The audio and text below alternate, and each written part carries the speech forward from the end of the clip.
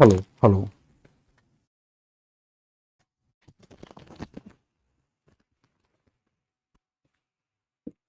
Good evening दोस्तों।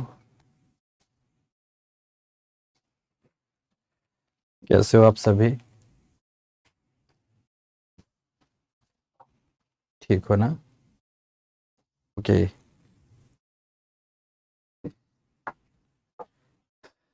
तो चले। सबसे पहले तो आपका थोड़ा इंतजार कर लेता हूँ, सभी के सभी बच्चे जुड़ जाएं। आपका जुड़ाव हमारे लिए ना केवल ऊर्जावर्धक होता है बल्कि प्रेरणा स्रोत भी होता है। विद्यार्थियों के जुड़ाव के साथ शिक्षकों में अपने आप एक प्रतिबद्धता आती है कि बस अब शुरू हो जाओ और बच्चों को ठीक से पढ़ा दो। मैं ठीक हूँ, फर्स्ट क्लास हूँ बेटा, मस्त हूँ, एकदम मस्त हूँ। बस आप लोग ठीक से रहो, यही शुभकामना है। बस थोड़ा सा इतना ज़रूर है कि इस समय सुबह से लेकर शाम तक क्लास लेते हुए हालत खराब होने होने को होती है। पर फिर भी ध्यान रखें, बहुत मन से बहुत अच्छे से एक एक बातें पढ़नी है, किसी भी प्रकार की कोई कमी ना लगे।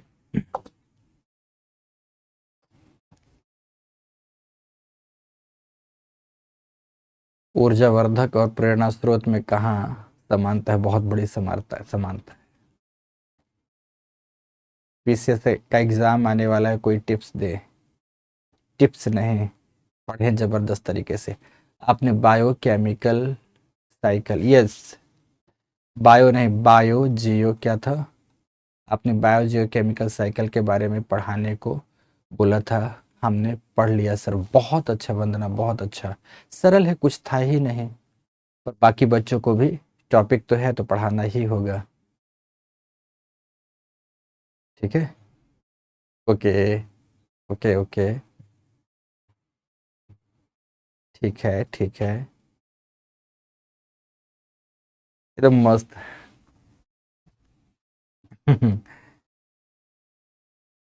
Arbaaz Ahmed, okay, most welcome बेटा। वन एवं जंगल में क्या अंतर? अभिलाष, जब हम बात वनों की करते हैं तो वनों में उनके पारिस्थितिक महत्व के साथ साथ आर्थिक महत्ता भी छुपी होती है। जबकि जब जंगल की बात करते हैं तो जंगल जंगल में एक प्राकृतिक पारिस्थितिक वन क्षेत्र की बात की जाती है। सर एक दो क्लास समझ में नहीं आए, उसके बाद बढ़िया से आने लगी, दिखाए मैसेज। ओके ठीक है ठीक है। चलो अच्छी बात है। Okay Rishi, okay, most welcome Lakshmi. Biogeochemical cycle ही पढ़ेंगे आज पक्का।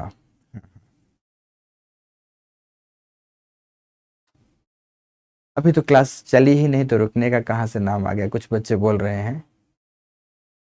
एक बच्चे ने लिखा था मेरा प्रश्न अलग है। अब तुम्हारे प्रश्न के लिए वेट नहीं कर सकता दोस्त, अब पढ़ाना पड़ेगा। मैं समझ गया था, सीधा प्रश्न लिख दिए होते तो शायद मेरी नजर चली गई होती। यस सर, हमारी ओनली वन क्लास हो रही है, नेक्स्ट क्लास के लिए नहीं। मुझे इस सब चीजों के बारे में कोई जानकारी नहीं रहती आईपीएस राणा। कितनी क्लास किसकी कब कैसे चलती बस अपनी पता रहती है। आपके नोट्स के लिए, नोट्स से हमें टॉपिक अच्छे से क्लियर हो जाते हैं, बिल्कुल क्लियर होंगे। बट कुछ बच्चों ने तो कहा था लॉलीपॉप, उन्हें लॉलीपॉप खाने देंगे। Okay okay मैंक। ओके, चलो तो शुरू करते हैं अपने टॉपिक को, ज़्यादा समय बर्बाद ना करें।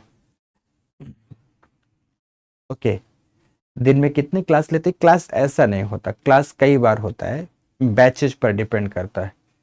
कभी तो दिन में दो क्लास होगी, कभी तीन क्लास, कभी चार क्लास। इस समय पर चार क्लास हो जाती है बस। ठीक, तो चलो आते हैं, बढ़िया से पढ़ते हैं। शुरू करेंगे फिर से आज की कक्षा में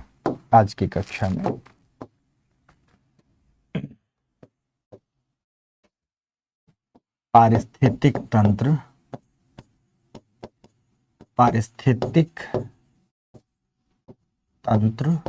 और संभव है कि मैं आज इसकी लास्ट क्लास लूं। इसके बाद हम लोग अगले विषय बिंदु पर प्रवेश करेंगे, पारिस्थितिक तंत्र, ठीक है ना, जिसे आप कहते हैं इकोसिस्टम। ये इकोसिस्टम की मेरे हिसाब से 5वीं कक्षा है। बहुत अच्छे से पढ़ेंगे, बहुत अच्छे से।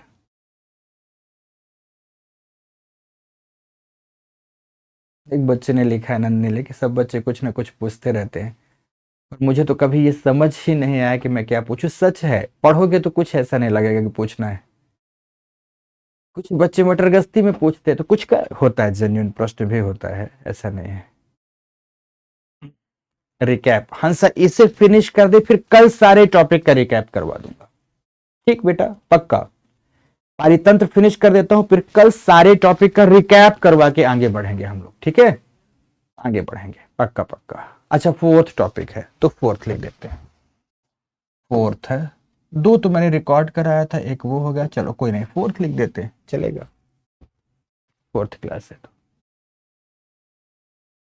सर टेस्ट में कुछ क्वेश्चन अलग थे, रहे होंगे अलग, कोई बात नहीं है, पर जब सारी बातें पूरी हो जाएंगी तो वो क्वेश्चन भी आपके कवर हो जाएंगे, पक्का अच्छे से कवर हो जाएंगे। मनीष ने भी लिखा, सर मुझे कोई डाउट क्यों नहीं होता है। डाउट की जरूरत नहीं है। रिमेनिंग ज्योग्राफी का क्लास कब होगा? जब संस्था बोलेगी तब होगा, मुझे नहीं पता, ये सब मुझे नहीं पता होता बेटा, संस्था जिस समय प्लान करके बोलेगी। हालांकि आपको बता दूं, इन्वायरमेंट एंड इकोलॉजी की क्लास समाप्त होगी, आफ्टर दैट ज्योग्राफी, जिनका इंडियन ज्योग्राफी नहीं हुआ उनका मेरे साथ इंडियन ज्योग्राफी का टॉपिक शुरू होगा, उनका मेरे साथ इंडियन ज्योग्राफी का, ठीक है। तो शुरू करते हैं। लास्ट क्लास में हमने बात की थी आपके साथ बायो जियो केमिकल साइकिल पर। ये क्या होता है, ऐसा पारितंत्र में क्यों पाया जाता है, ये तमाम बातें हमने की थी। और इसमें 3 प्रकार के चक्रों की बात की थी हमने। सबसे पहला हाइड्रोलॉजिकल साइकिल पर बात की थी, हाइड्रोलॉजिकल साइकिल। दूसरे नंबर पर गैसियस साइकिल पर बात की थी। तीसरे नंबर पर सेडिमेंट्री साइकिल पर बात की थी। ये हेडिंग वगैरह इतनी बात मैंने लास्ट क्लास में ही, मीन्स सैटरडे में ही आपको पढ़ा दिया था। शाहीन खान, थैंक्स सर मेरे क्वेश्चन का आंसर देने के लिए। कोई नहीं बेटा, क्वेश्चन सच में बताऊं, अगर दिख गया ना, नजर के सामने आ गया, तो प्रत्येक प्रश्न का जवाब देते हैं। How many time you guys will ask about book and source. सही बोल रहे हो मोहम्मद हसन, ये सब यही पूछते रहेंगे। ये आप सोचो मत, बच्चों में, कई बच्चों में आदत होती है, जब उनके पास कोई प्रश्न नहीं होता ना, तो उन्हें कुछ तो पूछना ही होता है, तो कुछ चलो बुक पूछ लेते हैं, चलो ये पूछ लेते हैं कि सर कितने दिन में खत्म करोगे, कभी लिख देंगे सर ऐसे आए हुए सर अभी और कितने दिन क्लास चलेंगे, मतलब कुछ तो उनको कमेंट्स करना है ना, ये नहीं तो आपस में चर्चाएं करने लगेंगे। एक ममता ने क्या लिखा, दिखा बोला, सर पॉलिटिकल साइंस मेरा ऑप्शनल सब्जेक्ट है सर, प्लीज मुझे बताइए कि ऑप्शनल की क्लास कैसे। अधूरा है ममता तुम्हारा बेटा, अधूरा है तुम्हारा प्रश्न, मैं देख नहीं पाया। सर इन्वायरमेंट के वोकैब्स में प्रॉब्लम बिल्कुल आ रही होगी, साइंस है ना, तो साइंस की शब्दावलियां थोड़ी सी अलग होती हैं, उन शब्दावलियों को धीरे धीरे तैयार करना, धीरे धीरे, ठीक है ना। प्रजातियों के बारे में बता दीजिए, बता देंगे इसे पूरा करके, ठीक, पक्का। ज्योग्राफी प्री स्ट्रेटजी, ज्योग्राफी पर स्ट्रेटजी बता दीजिए प्लीज सर। अखंड कितनी तो बातें किए हैं बेटा, ज्योग्राफी पर ही, सब ज्योग्राफी पर ही तो बातें होती रही, ठीक है। तो आगे बढ़ते हैं अब, बस बस बस बस, कोई जरूरत नहीं है ना। आप प्लीज उनसे बोलिएगा मुझे पानी पीने के लिए दे देंगे, गर्म पानी देंगे, है ना। बस मैं टॉपिक स्टार्ट करता हूँ बच्चों के साथ। तो चलिए, सभी आज की कक्षा में हेडिंग देंगे जलीय चक्र। बहुत सरल, एक मैं चित्र बनाऊंगा और उससे 100% बातें आपको समझ में आ जाएंगी। टॉपिक है तो पढ़ाना पड़ रहा, अदरवाइज इन टॉपिक्स में सच में कुछ भी नहीं है, कुछ भी नहीं। अपक्षय एवं अपरदनात्मक भूआकृतियों पढ़ना है, बिल्कुल पढ़ना। उस समय हमने आपको दिया था प्रेम गुप्ता, ठीक है।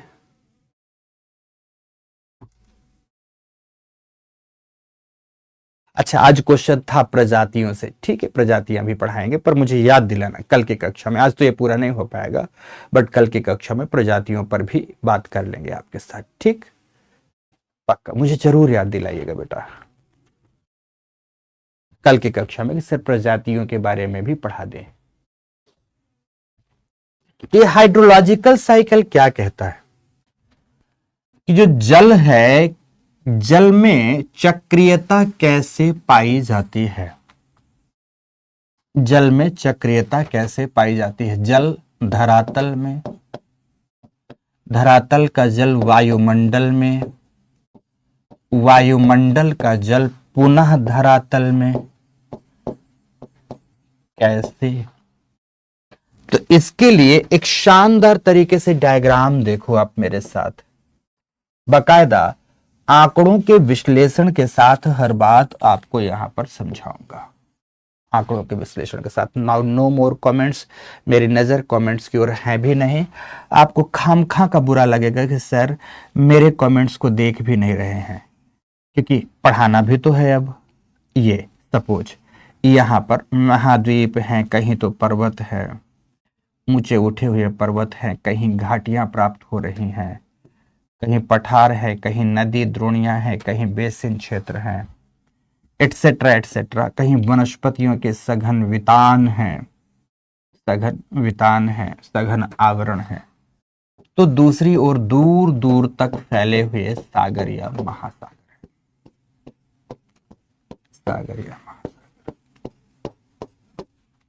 देखो ये सब यहाँ झील, बांध आदि हैं, इन घाटियों में नदियां आदि प्रवाहित हो रही हैं। यहाँ पर कुछ तो पर्वतीय ढालों पर शंकुधार वनस्पतियां पाई जा रही हैं, शंकुधार वनस्पतियां पाई जा रही हैं, कोनिफेरस वेजिटेशंस पाए जा रहे हैं, पाए जा रहे हैं। तो कुछ इन पठारों पर, मैदानों पर चौड़ी पत्तीदार वनस्पतियां हैं, कुछ झाड़ी नुमा शाकीय वनस्पतियां हैं, कुछ घास फूस आदि भी यहां पर पाए जा रहे हैं। ये पूरा का पूरा धरातल है। धरातल में घाटियों आदि से रिसकर जल भूमिगत जल का रूप धारण करता है और भूमिगत जल का कुछ अंश प्रवाहित होता हुआ, भूमिगत जल का कुछ अंश प्रवाहित होता हुआ अंत में सागर में चला जाता है। अंत में सागर में, जैसे यहां रिस कर जल गया, इधर की ओर जा रहा है, रिस कर गया, इधर की ओर जा रहा है, और ये अंत में ये जल कहाँ मिल रहा है, सागर में मिल जाता है, सागर में, भूमिगत जल में। ये रिसाव है, इसे कहते हैं आप भूमिगत जल, अंडरग्राउंड वाटर, भूमिगत जल इसे कहते हैं। ये सारा का सारा भाग मृदा का भाग है, मिट्टी का भाग है, चट्टान का भाग है, चट्टान का भाग है, सारा का सारा भाग। जहां मिट्टी चट्टान आदि है, मिट्टी भी जल को सोखे रहती है, जिसे मृदा जल कहते हैं। यहां भूमिगत जल प्राप्त हुआ तो यहां हर जगह पर मृदा जल भी पाया जाता है, जो मिट्टी के कणों के मध्य उपस्थित रहता है। ये आपके सागर या महासागर है, महासागर है दोस्तों, ठीक है। अब बहुत ध्यान से, सागर या महासागर इन क्षेत्रों से हुआ वाष्पन एवं वाष्पोत्सर्जन। अब दो शब्द मैंने उपयोग किए हैं, एक शब्द आपके लिए था वाष्पन और दूसरा शब्द था वाष्पोत्सर्जन। तो जैव जगत द्वारा वाष्पन की क्रिया या जल उत्सर्जन की प्रक्रिया जब की जाती है तो उसे वाष्पोत्सर्जन कहते हैं, वनस्पतियों आदि के द्वारा जो की जाती है। ठीक है, फिर से बोलना चाहूंगा, सागरीय जल में आप सभी जानते हैं प्रचुर मात्रा में शैवाल आदि पाई जाती हैं। तो सूर्य तप के प्रभाव से मान लो सूर्य है, मान लो यहां पर सूर्य है, सूर्य भगवान है, यहां पर सूर्य तप जैसे ही सागरीय जल में पड़ा, वाष्पन की क्रिया हुई, तो यहां पर दो बातें हो रही हैं, एक तो वाष्पन हो रहा है और दूसरा यहां जो वनस्पतियां हैं, पादप वर्ग है, वो वाष्पोत्सर्जन कर रहे हैं, वाष्पोत्सर्जन कर रहे हैं। तो वाष्पन एवं वाष्पोत्सर्जन के माध्यम से वायुमंडल में जो जलवाष्प जाती है, तो सागरीय जल क्षेत्र का कुल योगदान 86% का होता है। ये आंकड़े याद रखने हैं, 86% का होता है। तो इसी तरह से वाष्पन एवं वाष्पोत्सर्जन की प्रक्रिया धरातलीय क्षेत्र से भी, अब धरातल में कौन कौन सम्मिलित होगा आपको यहां बताऊंगा, बड़े विस्तार से बताऊंगा, धरातलीय क्षेत्र से भी हो रही होती है। और धरातलीय क्षेत्र में दोस्तों कौन कौन से घटक सम्मिलित होते हैं, तो धरातल में ध्यान से जहां वाष्पन एवं वाष्पोत्सर्जन हो रहा होता है, तो यहां शामिल होते हैं सतही जल, सतही जल का हो रहा होता है। पहला बात तो सतही जल में सूर्य की किरणें पड़ी और वाष्पन शुरू हो गया। दूसरे नंबर पर होता है मृदा जल, मिट्टी में जो जल था तो उसका भी वाष्पन शुरू हो गया। तीसरे नंबर पर होता है वनस्पतियों द्वारा वाष्पोत्सर्जन, वनस्पतियां होती हैं ये वाष्पोत्सर्जन करती हैं। इन तीनों का जो कुल पार्टिसिपेशन वाष्पन वाष्पोत्सर्जन का होता है, वाष्पन वाष्पोत्सर्जन का होता है, वह होता है दोस्तों 14%, 14% वाष्पन वाष्पोत्सर्जन का, वाष्पन वाष्पोत्सर्जन का योगदान हुआ। ओके, तो कुल मिलाकर वाष्पन वाष्पोत्सर्जन में 86% की भागीदारी समंदर की है, सागर की है, महासागर की है, जबकि 14% का योगदान धरातलीय क्षेत्र का है। धरातल में नदी, तालाब, बांध आदि के साथ साथ मिट्टी के कणों अर्थात जिसे हम पोर्स कहते हैं, तो मिट्टी के कण के मध्य जो जल उपस्थित होता है जिसे हम पोरस वाटर कहते हैं, पोर वाटर कहते हैं, वह भी वाष्पित होता है धूप को प्राप्त कर। तो वनस्पतियां भी अपनी पत्तियों आदि के माध्यम से वाष्पोत्सर्जित करते हैं, जिसे वाष्पोत्सर्जन कहते हैं। इसका कुल पार्टिसिपेशन 14% का होता है। अर्थात मुख्य रूप से जो धरातल में या वायुमंडल में जल की प्राप्ति हो रही है, वह जल कहां से प्राप्त हो रहा है? वह जल सागर से प्राप्त हो रहा है, सागरीय या महासागरीय जल राशियों से प्राप्त हो रहा है। क्लियर हो गई इस आंकड़े से? ये सारे चित्र आपको बनाने हैं, ये सारे चित्र बनाने हैं। ओके, अब आगे बात करूंगा। ये सारे के सारे गए वायुमंडल में, वायुमंडल में गिर जाकर ये बन गए बादल। क्या बने दोस्तों? यहां पर बादल बन गए। अब बादल छाए हुए हैं। बादल ना केवल धरातल पर प्राप्त होते हैं, बल्कि बादल और कहां प्राप्त होंगे? सागरीय जल क्षेत्रों पर प्राप्त होंगे। और अगर बादल हैं तो बादलों द्वारा की जाएगी वर्षा। क्या की जाएगी? बादलों द्वारा वर्षा की जाएगी। और ये बादल धरातलीय क्षेत्र पर भी करेंगे और सागरीय क्षेत्र पर करेंगे। तो बादलों द्वारा की गई जो वर्षण की प्रक्रिया है, वर्षण जो धरातल क्षेत्र में होता है वह 19% होगा। धरातलीय क्षेत्र में 19%, जबकि सागरीय जल क्षेत्र में केवल 81% ही वर्षण की प्रक्रिया होती है। यहां जो वर्षण प्रेसिपिटेशन होगा वो 81% होगा और यहां पर 19%। तो इसका मतलब आप क्या कहेंगे कि सागरीय जल क्षेत्रों का जल भी धरातल पर आकर वर्षा प्रदान करता है और धरातलों का भी जल कुछ मात्रा में सागर की ओर चला जाता है। इसीलिए इन दोनों की मैं दो प्रकार की ब्रांचेज मैंने बनाई हुई है। ओके, अब आगे देखो, इन दोनों में जो अनुपात है उसमें आपने अंतर जरूर देखा होगा। कैसे कि सागर में वर्षा 81%, जबकि वाष्पन 86% हो रहा है। महाद्वीपीय क्षेत्रों में वाष्पोत्सर्जन 14% पर वर्षा 19%। अर्थात क्या यहां पर जलीय चक्र में असंतुलन पाया जाता है? मेरा जवाब है नहीं, ऐसी कोई बात नहीं है। महाद्वीपीय क्षेत्रों में जो वर्षा की अधिक मात्रा में, यहां अंतर देख रहे हो आप, जो वर्षा की अधिक मात्रा है 5 इकाई की, वो 5 इकाई की मात्रा धरातलीय नदियों के माध्यम से या भूमिगत जल के माध्यम से पुनः समुद्र में छोड़ दी जाती है, सागर में छोड़ दी जाती है। अर्थात जो ये असंतुलन की स्थिति दिखाई दी, वह ज्यादा समय तक, लंबे समय तक असंतुलन नहीं रहता, बल्कि प्रकृति संतुलन के नियम पर कार्य करती है। इसीलिए महाद्वीपों में हुई जो अतिरिक्त वर्षा थी, अतिरिक्त वर्षा का अनुपात था, वह जल नदियों के माध्यम से या भूमिगत जल आदि के माध्यम से कहां छोड़ दिया जाता है? पुनः सागर में छोड़ दिया जाता है। तो इस तरह यह असंतुलन की स्थिति पुनः संतुलन हो जाती है, संतुलित हो जाती है। इसे ही हम किस नाम से जानते हैं? जलीय चक्र के नाम से जानते हैं, हाइड्रोलॉजिकल साइकिल के नाम से जानते हैं। तो यह है दोस्तों आपका जलीय चक्र। जलीय चक्र में आपको यह चित्र बना लेना है। सभी बनाए इस चित्र को।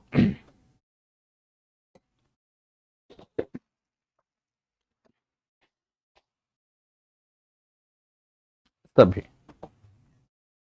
ऐसे ही चित्र बना बनाकर सारे को दिखा देता हूं, आपके सारे कंफ्यूजन दूर हो जाएंगे। कहीं कोई कठिनाई थी जल्दी बताइए इस टॉपिक में? आप बोलोगे नो सर, कोई कठिनाई नहीं।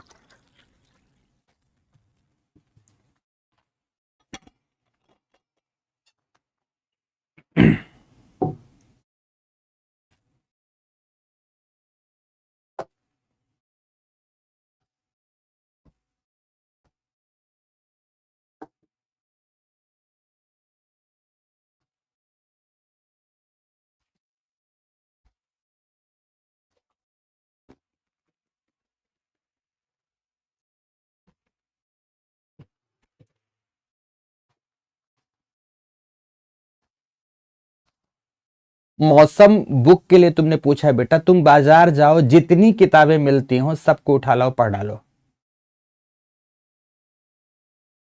जितने बच्चों का बुक पर प्रश्न है मौसम की तरह है, बाजार में जितनी किताबें एनवायरमेंट की मिलती हो सबको जाओ उठा लाओ बेटा और पढ़ डालो। किताबों को पढ़ने से कोई समस्या नहीं होनी है तुमको, पढ़ डालो, अच्छा रहेगा तुम्हारे लिए।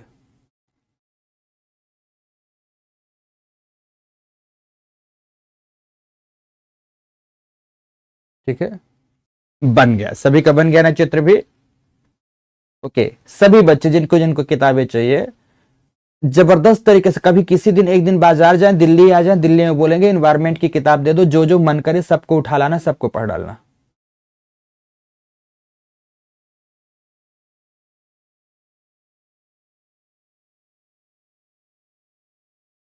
ओके,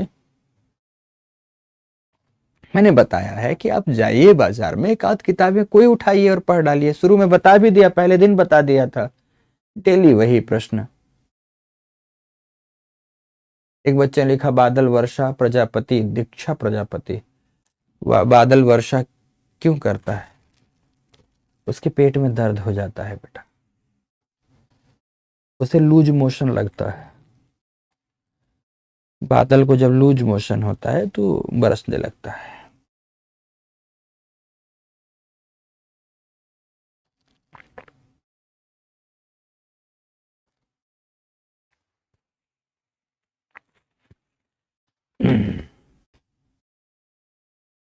ठीक है, अब दूसरा बता दूं, अब दूसरा बताऊं। एक बच्चे ने पूछा पृथ्वी में वनस्पतियां क्यों पाई जाती है? अद्भुत हो यार तुम लोग भी। सच में, या कि सच बुद्धि से पूरी तरह से पैदल हो, या अद्भुत हो। अब क्या हो, सामने होते तो पक्का पक्का मिलते तो बात पता भी चलती। एक बच्चे ने लिखा है लूज मोशन क्या होता है गुरुजी? बताएंगे, पक्का पक्का बताएंगे। ये भी बताएंगे।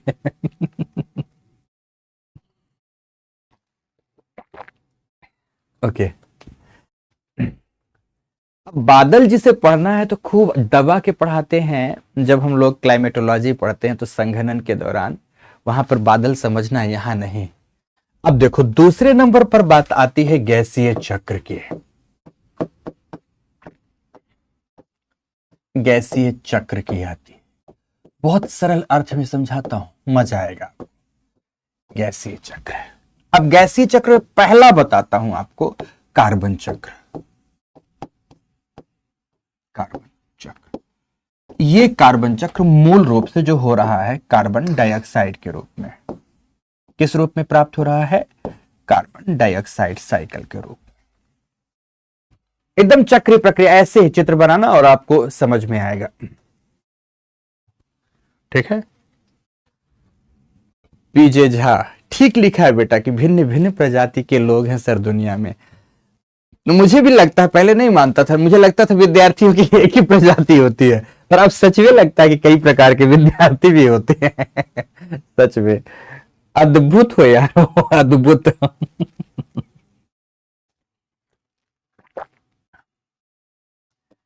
ओके, पर कोई बात नहीं है, पढ़ो। अच्छा तो यह है कि यही यही तो खूबसूरती है कि यहाँ अद्भुत से लेकर बड़े सामान्य और बड़े मेधावी तमाम प्रकार के विद्यार्थी एक साथ पढ़ते हैं। यही तो खूबसूरती है इन कक्षाओं की। तो पढ़ो। ओके, और आ जाओ इसे समझो। पृथ्वी के उत्पत्ति कालखंड में वायुमंडल में किसी भी प्रकार की गैसें नहीं थी। अब समझना, सबसे पहले वायुमंडल में कार्बन डाइऑक्साइड कैसे आया, धरातल में कैसे प्रवेश किया, धरातल से फिर से वायुमंडल में कैसे गया, पूरा पूरा ये अच्छे से पूरा टॉपिक समझना दोस्तों। प्रथम तरीके से जब पृथ्वी का शीतलन आरंभ हुआ, पृथ्वी का शीतलन, यह हमारी पृथ्वी भूपर्पटी है। जब भूपर्पटी का निर्माण हो रहा था, पृथ्वी की सतह का निर्माण हो रहा था, तो पृथ्वी के सतह से जब इसके शीतलन की प्रक्रिया हुई, जिसे हम कहते हैं प्रोसेस ऑफ कूलिंग, उस समय पर कई गैसें मुक्त हुई। उसे हम कहते हैं गैस विमुक्तिकरण। विमुक्तिकरण बहुत अच्छे से पढ़ाया था आपको कि कैसे कैसे गैसें मुक्त होती हैं। याद करो, जब जियोमॉर्फोलॉजी की पहली दूसरी कक्षा आरंभ हो रही थी तो आपको पढ़ाया था कि किस प्रकार से पृथ्वी ठंडी हो रही, तो ठंडा होने के साथ गैसें मुक्त हो रही हैं। और दूध का उदाहरण दिया था कि दूध ठंडा होने के क्रम में कैसे कैसे डिफरेंशिएट हुआ, दूध से कैसे कैसे वाष्प बाहर निकली, सारी कहानी सुनाया था। तो ठीक उसी तरह से समझो कि गैस विमुक्तिकरण की प्रक्रिया घटित हुई और वायुमंडल में विविध प्रकार की गैसों में एक गैस कार्बन डाइऑक्साइड भी चली गई। दूसरे नंबर पर पृथ्वी का आरंभिक धरातल जब अत्यंत ही गर्म था, अत्यंत ही गर्म इस धरातलीय क्षेत्र में प्रचुर एवं प्रचंड मात्रा में ज्वालामुखीय विस्फोट हो रहे थे। वॉल्केनिक इरप्शन के दौरान भी विविध प्रकार की गैसें मुक्त हुई। उन गैसों में कार्बन डाइऑक्साइड की मात्रा थी। उन गैसों में कार्बन डाइऑक्साइड की मात्रा थी। प्राकृतिक रूप से इन दो कारणों में इनिशियली कार्बन डाइऑक्साइड मुक्त हुआ। तो अब आगे चलना है। फिर इसके बाद जब पृथ्वी में धरातल में जीवन आदि आ गया, तो धरातल में जीवन आदि में ध्यान से, एक तरफ तो पौधों की बात मैं करूंगा, पौधे, यहां पर वनस्पतियां पाई जाती हैं। तो एक तरफ जंतु की बात करूंगा, जंतु में सपोज यहां उदाहरण दे देता हूं, आपका मानव का उदाहरण दे रहा हूं। सपोज जंतु पाए जा रहे हैं, तो पौधों ने भी एवं जंतुओं ने भी क्या किया, श्वसन की क्रिया किया। श्वसन के दौरान मुक्त हुई कार्बन डाइऑक्साइड और वायुमंडल में पहुंच गई। मुक्त हुई कार्बन डाइऑक्साइड एवं वायुमंडल में पहुंच गई। अभी बात समाप्त नहीं हुई है, अभी बात समाप्त नहीं हुई। समझते जाना सभी। अब आगे बात करना, वायुमंडल में कार्बन डाइऑक्साइड इन तमाम प्रक्रियाओं से पहुंच गई। अब वायुमंडल की कार्बन डाइऑक्साइड धरातल पर कैसे आ रही है? अब उल्टी प्रक्रिया, एक प्रक्रिया थी इसे वायुमंडल में पहुंचाने की, वायुमंडल में पहुंचाने की। अब धरातल पर कैसी आई तो नोटिस करना, धरातल पर आने की जो पहली प्रक्रिया थी, पहली प्रक्रिया है, उस प्रक्रिया को मैं कह सकता हूं एसिड रेन, अम्ल वृष्टि के रूप में।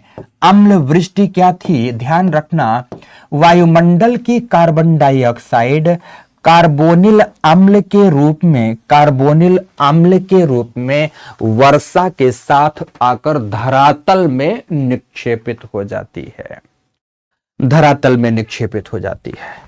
दूसरे नंबर पर ध्यान से सुनते जाना, दूसरे नंबर पर धरातल में पाई जाने वाली वनस्पतियों आदि ने किया प्रकाश संश्लेषण। क्या किया दोस्तों? फोटोसिंथेसिस किया। अब यहां लिख रहा हूं, प्रकाश संश्लेषण किया, और प्रकाश संश्लेषण की क्रिया के माध्यम से यह वनस्पतियों में कार्बनिक जैव रसायन के रूप में संचित हुई। किस रूप में संचित हुई? कार्बोहाइड्रेट जिसे आप कहते हैं, कार्बनिक जैव रसायन के रूप में संचित हुई। इस वनस्पति को किसने खाया? जंतुओं ने खाया। वनस्पतियों को किसने खाया? जंतुओं ने खाया। यहां हम लिख देते हैं जंतु वर्ग ने खाया, तो जंतु वर्गों में भी चली गई, जंतु वर्गों में भी चली गई। अब इनके पास जंतुओं के पास, वनस्पतियों के पास जो कार्बनिक रसायन संचित है, कार्बनिक रसायन संचित है, वह कितने रूपों में फिर से वायुमंडल में चला जाएगा? इसे आपको देखना है, इसे आपको देखना है। तो देखो, इसका पहला रूप वायुमंडल में जाने का है अपघटन। अपघटन की प्रक्रिया हुई, जैसे ये मरे तो मरने के बाद ये डिकम्पोज हुए, और डिकम्पोज होने से यह कार्बन डाइऑक्साइड पुनः वायुमंडल में चली गई, पहली प्रक्रिया। दूसरी प्रक्रिया देखना, ये यहां संचित हो गए जीवाश्म ईंधन के रूप में। किस रूप में संचित हो गए? जीवाश्म ईंधन के रूप में संचित हो गए। तो जीवाश्म ईंधन का हमने किया क्या? दहन किया। जीवाश्म ईंधन का हुआ दहन, विविध प्रकार के जीवाश्म ईंधनों का हमने कंबशन किया। तो इस कंबशन के दौरान इनमें संचित कार्बन डाइऑक्साइड वायुमंडल में चली गई। तो तीसरी प्रक्रिया, इनके पास जो कार्बन डाइऑक्साइड थी, इनके पास जो कार्बन डाइऑक्साइड थी, तो श्वसन की प्रक्रिया में, श्वसन की प्रक्रिया वनस्पतियों में भी होती है, जंतुओं में भी होती है। तो श्वसनीय प्रक्रिया के माध्यम से इनके पास उपस्थित कार्बन डाइऑक्साइड पुनः वायुमंडल में चली गई। तो इस प्रकार से हम देखते हैं कि धरातल की प्रक्रियाओं से वायुमंडल में कार्बन डाइऑक्साइड का प्रवेश हुआ, पुनः वायुमंडलीय प्रक्रियाओं से धरातल में, जीवों में और धरातलीय क्षेत्रों में कार्बन डाइऑक्साइड आई, पुनः धरातलीय जैव क्षेत्रों से वायुमंडल में कार्बन डाइऑक्साइड चली गई। कार्बन डाइऑक्साइड के इस प्रकार के चक्रीय प्रक्रम को ही कार्बन साइकिल कहा जाता है, कार्बन चक्र कहा जाता है।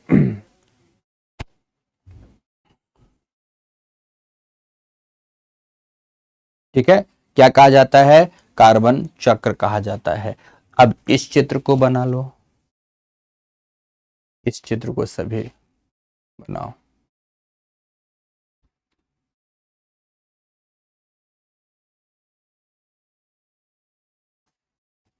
ठीक है, ये देखो आप, मतलब इतना ही सरल है। चाहो तो जितनी भाषा बना के लिख सको, चाहो तो जिस तरीके से प्रकट कर सको, ये आपके ऊपर जाता है दोस्तों। प्रेम गुप्ता, कोई बात नहीं बेटा, तुम्हारा अगेन तो कभी खत्म ही नहीं होगा, क्योंकि प्रेम अगेन जुड़ा है।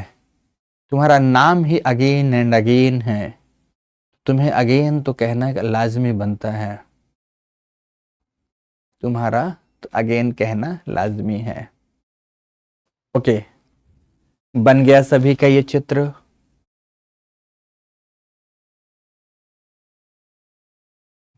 क्रिस्टल क्लियर, एकदम समझ में आ गया, बन गया सर, क्लियर है सर, बन गया सर, क्लियर है। Okay, very good, very good. तो प्रेम फिर क्यों क्यों नहीं समझ में आया बेटा? तुम बहुत पुराने मेरे विद्यार्थी हो, बड़े अच्छे विद्यार्थी हो, क्यों समझ में नहीं आया बताओ? तुमको डांटना तो मेरा बनेगा अधिकार ऐसे में।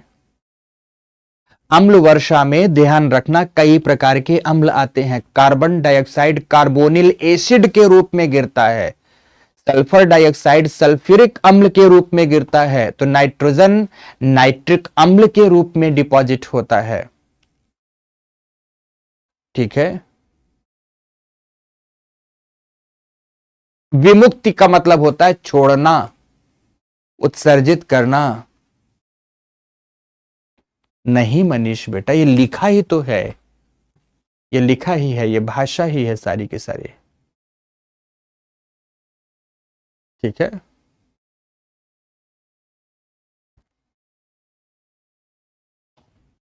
ठीक, समझ में आ गया।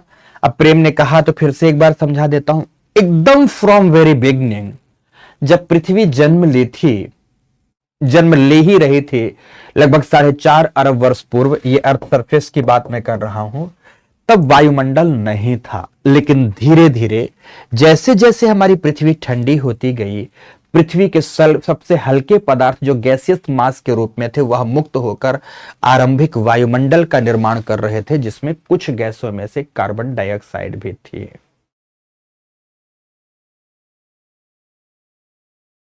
दूसरा सुनना ध्यान से, पृथ्वी की आरंभिक सतह से लेकर आज तक भूपटल में जो ज्वालामुखीय उद्गार प्राप्त हो रहे हैं, ज्वालामुखीय उद्गारों में भी विविध प्रकार की गैसें होती हैं, जिसमें से कार्बन डाइऑक्साइड भी है। तो ज्वालामुखीय प्रक्रिया से भी कार्बन डाइऑक्साइड वायुमंडल का निर्माण करती है।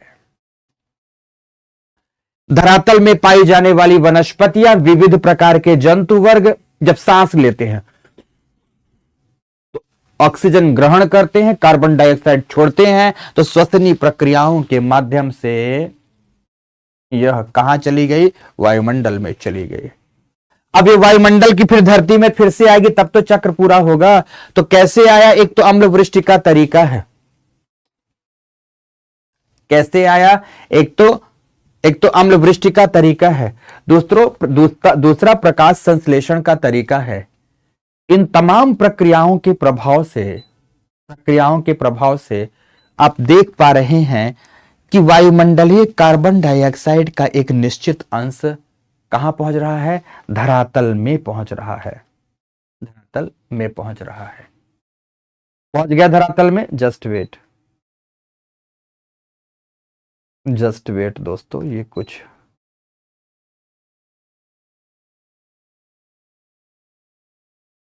ओके। अब यहां पहुंचा, अब जीव मर गया, तो सूक्ष्म बैक्टीरिया आदि उसका डिकम्पोजिशन करेंगे, अपघटन करेंगे, सड़ाएंगे, गलाएंगे, कार्बन डाइऑक्साइड मुक्त होकर वायुमंडल में चली गई। यह जीव मिट्टी चट्टानों में दफन हो गया तो जीवाश्म ईंधन बन गया, जीवाश्म ईंधन का दहन करेंगे तब यह चला जाएगा वायुमंडल में। या यही जीव सांस लेगा तो सांस लेने के क्रम में फिर से यह वायुमंडल में अपने अंदर उपस्थित कार्बनिक एलिमेंट को वापस लौटा देगा। इस तरीके से एक चक्रीय प्रक्रिया पृथ्वी से वायुमंडल में, वायुमंडल से पृथ्वी में चक्रीय प्रक्रिया पूरी हो जाती है। इसे हम कार्बन चक्र कहते हैं। अब दो अन्य चक्रों को छोड़ दूं क्या? पढ़ लेंगे। दो अन्य चक्रों को छोड़ दूं क्या? पढ़ लेंगे। तो नेक्स्ट आता है, अब दूसरे नंबर पर गैसीय चक्र में दूसरे नंबर पर आएगा ऑक्सीजन चक्र। ऑक्सीजन चक्र। ध्यान रखेंगे वायुमंडल में ऑक्सीजन मूल रूप से आणविक अवस्था में होती है, या कि यह O2 के रूप में होगी या O3 के रूप में होगी।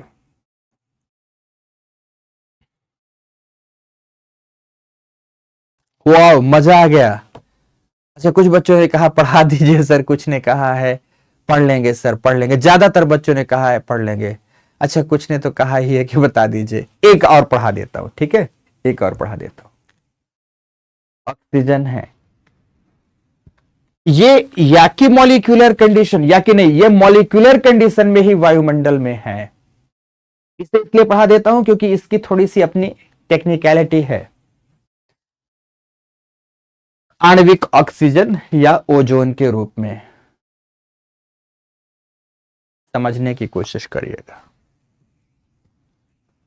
सर्वप्रथम वायुमंडल में किसी भी प्रकार की ऑक्सीजन उपस्थित नहीं थी।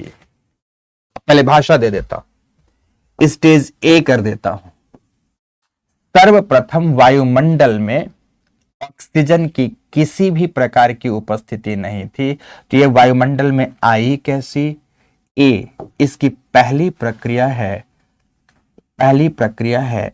आणविक वियोजन से, आणविक वियोजन प्रक्रिया से आई। अब आप कहेंगे सर यह आणविक वियोजन क्या है? समझाऊंगा ना मेरे प्यारे दोस्तों। बेसिकली पृथ्वी के उत्पत्ति कालखंड के कुछ वर्षों के बाद ही पृथ्वी में जल व्याप्त हो गया। अब जल कैसे आया, इसकी सारी कहानी भूगोल विषय में जियोलॉजिकल टाइम स्केल के अंतर्गत मैंने आपको पढ़ाया हुआ है। नहीं पता तो यह आपकी प्रॉब्लम है, नहीं पता तो यह आपकी प्रॉब्लम है। जल वायुमंडल, सॉरी, पृथ्वी तंत्र और वायुमंडल में आ गया। अब इस जल पर क्योंकि शुरुआती दौर की अगर बात कहूं तो ओजोन परत थी नहीं, क्योंकि ऑक्सीजन अनुपस्थित था। इस जल में अल्ट्रावायलेट रेज ने की बम्बार्डिंग, अल्ट्रावायलेट रेज के बम्बार्डिंग से यही जल दो भागों में टूट गया। हाइड्रोजन अलग हो गया और नवजात ऑक्सीजन अलग हो गया। इस तरह से असंख्य जल के अणु टूटते हैं और उनमें से नवजात ऑक्सीजन, एक ऑक्सीजन अणु दूसरे से मिलकर O2 का निर्माण करता है और वायुमंडल में पहली बार ऑक्सीजन इस प्रक्रिया से अस्तित्व में आती है। आणविक ऑक्सीजन, आणविक वियोजन, किसके आणविक वियोजन से? जल के आणविक वियोजन से अस्तित्व में आई। दूसरी प्रक्रिया बताना चाहूंगा। दूसरी प्रक्रिया है दोस्तों इसमें से फोटोसिंथेसिस, प्रकाश संश्लेषण, प्रकाश संश्लेषण की प्रक्रिया है। अब जब फोटोसिंथेसिस की आप बात करेंगे तो आप सभी जानते हैं कि पादप वर्ग सूर्य प्रकाश की उपस्थिति में वायुमंडल से कार्बन डाइऑक्साइड अवशोषित करता है और कार्बन डाइऑक्साइड अवशोषित कर ऑक्सीजन वायुमंडल में मुक्त कर देता है। तो फोटोसिंथेसिस की प्रक्रिया ने भी वायुमंडल में ऑक्सीजन को पहुंचा दिया। इन दो प्रक्रियाओं के परिणाम से, इन दो प्रक्रियाओं के प्रभाव से वायुमंडल में दोस्तों, वायुमंडल में ऑक्सीजन मौजूद हो गई, ऑक्सीजन मौजूद हो गई। ऑक्सीजन के बारे में आपको बता दूं कि नवजात ऑक्सीजन हाईली रिएक्टिव एलिमेंट है, उच्च सक्रिय तत्व है, अत्यधिक सक्रियता प्रदर्शित करता है। तो उच्च सक्रियता के प्रभाव से इसमें गुण होता है कि यह विभिन्न प्रकार के अन्य एलिमेंट्स के साथ जुड़कर यौगिक का निर्माण करता है। तो विभिन्न प्रकार के यौगिकों के रूप में, या ध्यान रखेंगे दोस्तों, ऑक्साइड के रूप में, इसे आप क्या कह सकते हैं? ऑक्साइड के रूप में। ऑक्साइड किसी का भी हो सकता है, ferrous oxide, nitrous oxide, sulphur oxide, carbon oxide, carbon dioxide, carbon monoxide, sulphur dioxide. समझ रहे हैं कि नहीं? तो तमाम प्रकार के ऑक्साइड के रूप में कुछ तो वायुमंडलीय प्रक्रिया में और कुछ धरातलीय प्रक्रिया में, समझ रहे हैं? सर मेरी आपसे एक रिक्वेस्ट है कि आप छुट्टी, मैं तो छुट्टी ऐसा किया नहीं।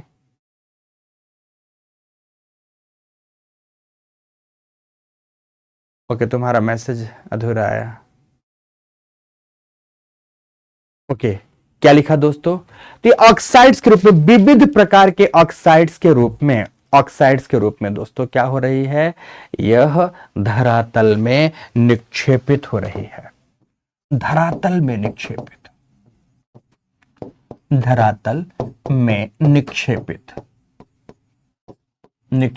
अब कैल्शियम था तो उसने कैल्शियम ऑक्साइड बना दिया, आयरन था तो उसने आयरन ऑक्साइड बना दिया। समझ रहे मेरी बात की नहीं? किसी न किसी रूप में धरातल में यह निक्षेपित हो रही है।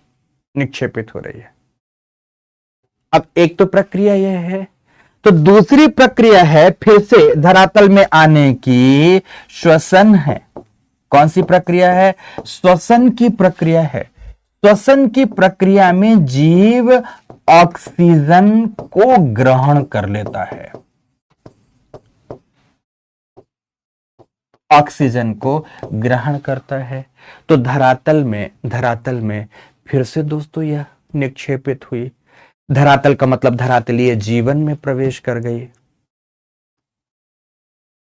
ठीक है, समझ में आई मेरी बात कि नहीं? ऑक्साइड के रूप में धरातल में निक्षेपित हो गई। तो दूसरा, ये ऑक्सीजन हमारे जीवन में जैव कार्बनिक रसायन के रूप में प्रवेश कर गई। आप बोलो यस सर, पक्का प्रवेश कर गई, पक्का प्रवेश कर गई। अब आगे क्या होगा? बहुत सरल सा ध्यान रखेंगे। अब श्वसन प्रक्रिया में पादप एवं जंतु दोनों इसे ही ग्रहण करेगा, ध्यान रखना। और श्वसन प्रक्रिया में पादप एवं जंतु दोनों ही कार्बन डाइऑक्साइड को निकालेगा। ओके, तो अब आगे बात करूंगा कि जब सी पॉइंट आता है, अब ये धरातल में है, अब धरातलीय जीव या जीवन क्या करेगा? इनको फिर से वायुमंडल में विसर्जित करेगा। तो वायुमंडल में किस रूप में यह विसर्जित होंगे? तो सी में पहली प्रक्रिया होती है, ध्यान रखना, पहली प्रक्रिया होती है कि पादप वर्ग प्रकाश संश्लेषण द्वारा, पादप वर्ग, तो इसे प्रकाश संश्लेषण के क्रम में वापस लौटा देगा। पादप वर्ग प्रकाश संश्लेषण के क्रम में वापस लौटा देगा। दूसरा, जीवों में उपस्थित यह ऑक्सीजन जो धरातल में निक्षेपित है, तो जीवों को जैव अपघटन होगा। तो जैव अपघटनी प्रक्रिया से भी यह कुछ मात्रा में, ज्यादा नहीं, कुछ मात्रा में पुनः वायुमंडल में चली जाती है। इस प्रकार से ऑक्सीजन भी 3 चरणों में, वायुमंडल, फिर धरातल में जैव तंत्र भी शामिल होगा, फिर धरातल से फिर से वायुमंडल में चली जाती है। तो इसका भी एक चक्रीय क्रम पूरा हो जाता है, एक चक्रीय क्रम पूरा हो जाता है। अब आपके मन में विचार आया होगा, तो क्या सर नाइट्रोजन साइकिल नहीं पढ़ाएंगे? उसे भी पढ़ा देता हूं। बहुत घबराते हैं आप लोग, तो उसे भी पढ़ा देता हूं। ये आपने किया, तो अब नाइट्रोजन साइकिल अलग अलग रूप में करके बता रहा हूं, ठीक है ना, ताकि आपको कहीं कोई दिक्कत ना आए। नाइट्रोजन चक्र, भाषा भी लिख सकते हो इस तरह से, आप ग्राफ डायग्राम भी बना सकते हो। तो अब नाइट्रोजन चक्र को फिर से कहो तो डायग्राम में समझा दूं या भाषा में ऐसा ही लिख दूं। देखो, सबसे पहले पहला चरण आता है कि वायुमंडल में कैसे, वायुमंडल में वायुमंडल में कैसे गई, तो इसका सबसे महत्वपूर्ण कारक है ज्वालामुखी, ज्वालामुखी विस्फोट। ज्वालामुखी विस्फोट के दौरान, वोल्केनिक इरप्शन के दौरान, प्लस पृथ्वी का जो आरंभिक शीतलन था, तो गैस विमुक्तिकरण उसे कहते हैं, विमुक्तिकरण की प्रक्रिया कहते हैं। इस प्रक्रिया से नाइट्रोजन कहां चली गई, वायुमंडल में चली गई दोस्तों। अब आगे बी प्रक्रिया बताता हूं, भाषा बी प्रक्रिया। अब वायुमंडल से धरातल में, और धरातल में जीव भी सम्मिलित होगा, है ना।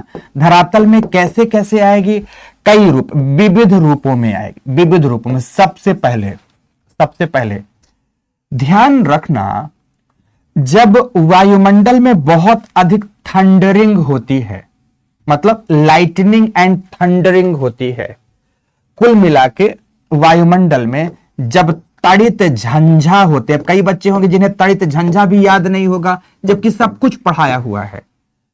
तड़ित झंझा की जब प्राप्त होती है, जिसको लाइटनिंग एंड थंडरिंग कहते हैं, बादलों का चमकना एवं गरजना कहते हैं, इस दशा में जब हमारे वायुमंडल के कुछ एक क्षेत्र का तापमान लगभग 1500 डिग्री सेल्सियस तक पहुंच जाता है, तो वायुमंडल की नाइट्रोजन जल के साथ प्लस ऑक्सीजन के साथ, जल एवं ऑक्सीजन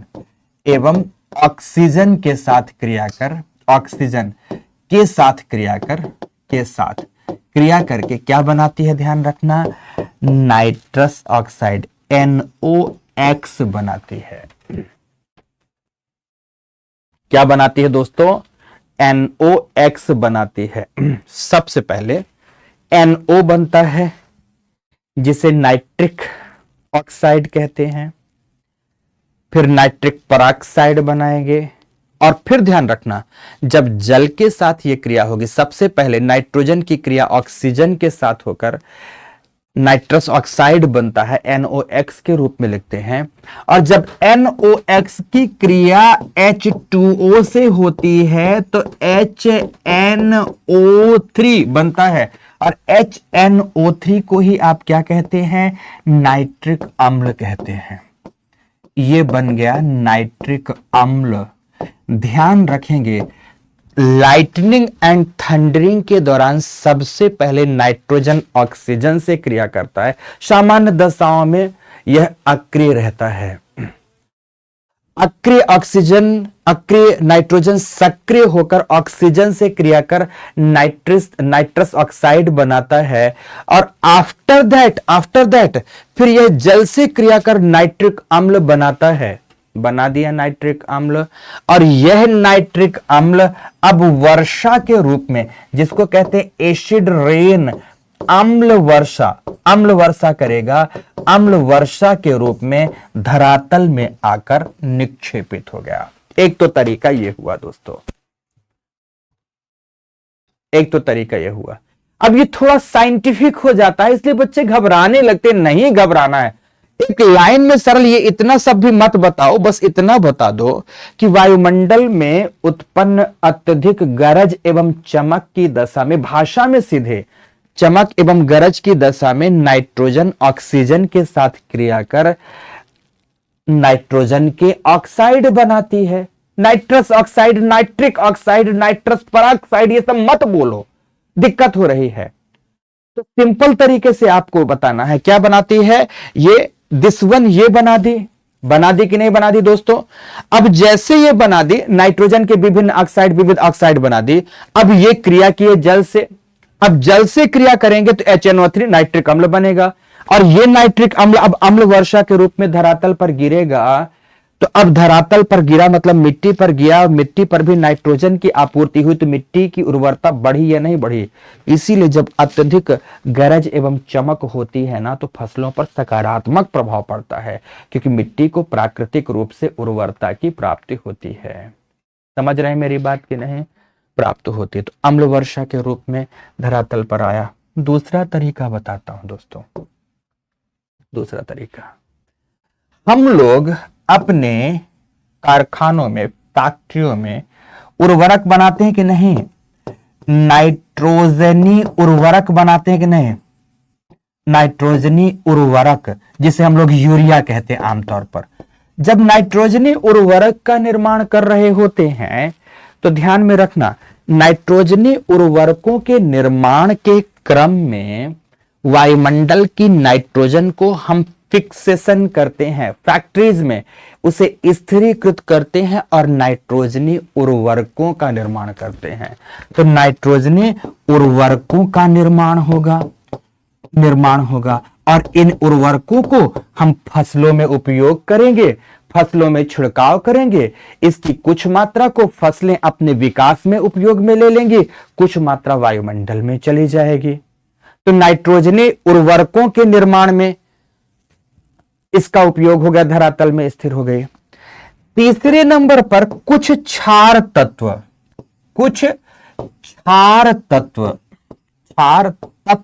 क्रिया करते हैं, प्राकृतिक क्रिया करते हैं, जो धरातल में है। प्राकृतिक क्रिया द्वारा वायुमंडल की नाइट्रोजन को धरातल में स्थिर कर लेते हैं। जैसे हम सिंपल कैल्शियम कार्बोनेट की बात करें, कैल्शियम कार्बोनेट NO3 के साथ क्रिया करता है। कैल्शियम कार्बोनेट भी इसके साथ, नाइट्रिक अम्ल के साथ क्रिया करता है। तो कुछ क्षार तत्व होते हैं दोस्तों, जो वायुमंडलीय नाइट्रोजन को प्राकृतिक क्रियाओं के माध्यम से धरातल पर इसका स्थिरीकरण करते हैं। कोई बात नहीं रश्मि, मत समझो बेटा, क्योंकि ये सब मैं समझ रहा हूं कि रसायन विज्ञान है, साइंस है, कई सारे बच्चों को नहीं समझ में आ रहा, तो मत समझो। सरल जो मैं चित्र बनाता हूं केवल चित्र देख लेना, ठीक है? मैं जानता हूं कई बच्चों को नहीं समझ में आएगा, कुछ बच्चों को झंझा नहीं पता, मैं देख भी रहा हूं, कमेंट्स भी देख रहा हूं। जब कुछ पता ही नहीं, nitrous oxide, nitric oxide, nitric peroxide, amino अम्ल, कुछ भी नहीं पता, यूरिया नहीं पता, अमोनिया नहीं पता, कुछ पता ही नहीं, तो कैसे तुमको समझ में आएगा बेटा? तुमको समझ में तब आएगा जब मैं क्लास को पहली दूसरी कक्षा के स्तर से लेकर यहां तक पहुंचाऊं। वो पॉसिबल नहीं है। इसलिए ध्यान रखो, ये तुम्हारी अपनी प्रॉब्लम है बेटा, और बहुत बड़ी प्रॉब्लम है। इसके समाधान के लिए भी उपाय तुमको सुझाऊंगा। बेटिया ध्यान रखो, तुमको ये नहीं कह रहा कि डिमोटिवेट कर रहा हूं, थोड़ा सा बेसिक साइंस भी पढ़ लो। जब बेसिक साइंस पढ़ोगे तब समझ में आएगा। नहीं समझ में आ रहा तो इसमें कोई प्रॉब्लम नहीं, पर भविष्य में भी समझ में ना आए, ये सबसे बड़ी प्रॉब्लम रहेगी। इसलिए बेसिक साइंस पढ़ लो, ठीक है? आगे कोई बात नहीं, क्योंकि मैं ये नहीं बोल रहा ग्रेजुएशन की साइंस पढ़ना है यार, 5वीं 6वीं 7वीं 8वीं की साइंस पढ़ लो, उसमें ये दिया रहता है, उसमें इतना सरल कक्षाओं की बात है। अब आगे बात करते हैं चौथा नंबर पर, मिट्टी में जो फलीदार पौधे होते हैं ना, जितने भी लेगुमिनस सीड्स होते हैं, फलीदार पौधे होते हैं, जैसे चना हो गया, या दलहनी पौधे जो होते हैं, फलीदार दलहनी फसलें जो होती हैं, चना हो गया, अरहर हो गया, जिसे तुअर की दाल आप कहते हैं, मटर हो गया, ये तमाम जो दलहनी फसलें होती हैं या फलीदार पौधे होते हैं, फलीदार फसलें, पौधे, इनकी जो जड़ होती हैं, जड़ों में एक जीव रहता है, बैक्टीरिया है, राइजोबियम। क्या होता है दोस्तों? राइजोबियम होता है, राइजोबियम नामक जीव होगा। ये राइजोबियम प्राकृतिक रूप से वायुमंडलीय नाइट्रोजन का स्थिरीकरण, वायुमंडल नाइट्रोजन का स्थिरीकरण मिट्टी में नाइट्रेट के रूप में कर देता है। राइजोबियम प्राकृतिक रूप से, इसीलिए कहा जाता है कि खेतों में मोनोक्रॉप कभी भी कल्चर नहीं रखना चाहिए, अर्थात एक ही प्रकार की फसल कभी भी नहीं उगानी चाहिए, बल्कि क्रॉप रोटेशन करना चाहिए, जिसको शस्यावर्तन कहते हैं। अगर क्रॉप रोटेशन करेंगे, अर्थात एक फसल अगर इस वर्ष बोया हमने, सामान्य मोटा अनाज बोया या खाद्यान्न फसलें बोई, तो दोबारा दलहनी और तिलहनी फसलों को बोए। अगर इस प्रकार करते हैं तो फलीदार पौधे या दलहनी फसलें, यहां लिख देता हूं, दलहनी फसलें, इन फसलों की जड़ों में राइजोबियम जो बैठा हुआ होगा ना, तो निश्चित रूप से दोस्तों लाभ पहुंचा देगा मिट्टी को, मिट्टी की उर्वरता को वापस लौटा देगा। अब मिट्टी में ये चले गए, धरातल में इनका स्थिरीकरण हो गया। अब धरातल से जीवों में कैसे जाएंगे? C point. अब जीवों में कैसे जाएंगे? अब जीवों में जाने की प्रक्रिया फिर से ज्यादा ही साइंटिफिक हो जाएगी। तो आप बोलोगे सर फिर से बहुत समझ में नहीं आता, तो मैं बात सरल कर देता हूं। धरातल में जो उपस्थित ये विविध रूपों में नाइट्रोजन थी, ये नाइट्रोजन मिट्टी में कुछ बैक्टीरिया आदि होते हैं, ये बैक्टीरिया नाइट्रोजन का अमोनिफिकेशन करते हैं। पहले थोड़ा बता देता हूं फिर रोक दूंगा आपको। अमोनिफिकेशन करते हैं, फिर उसके बाद नाइट्रिफाइड बैक्टीरिया होती है, वही अमोनियम को क्या करती है? नाइट्रेट से नाइट्राइट में बदल देती है, और उस नाइट्राइट का प्रयोग हमारी वनस्पतियां, बड़े सरल में आप केवल इतना याद रखना, वनस्पतियां क्या करती हैं? वनस्पतियां उसका उपयोग अपने अंदर अमीनो अम्ल के रूप में करती हैं।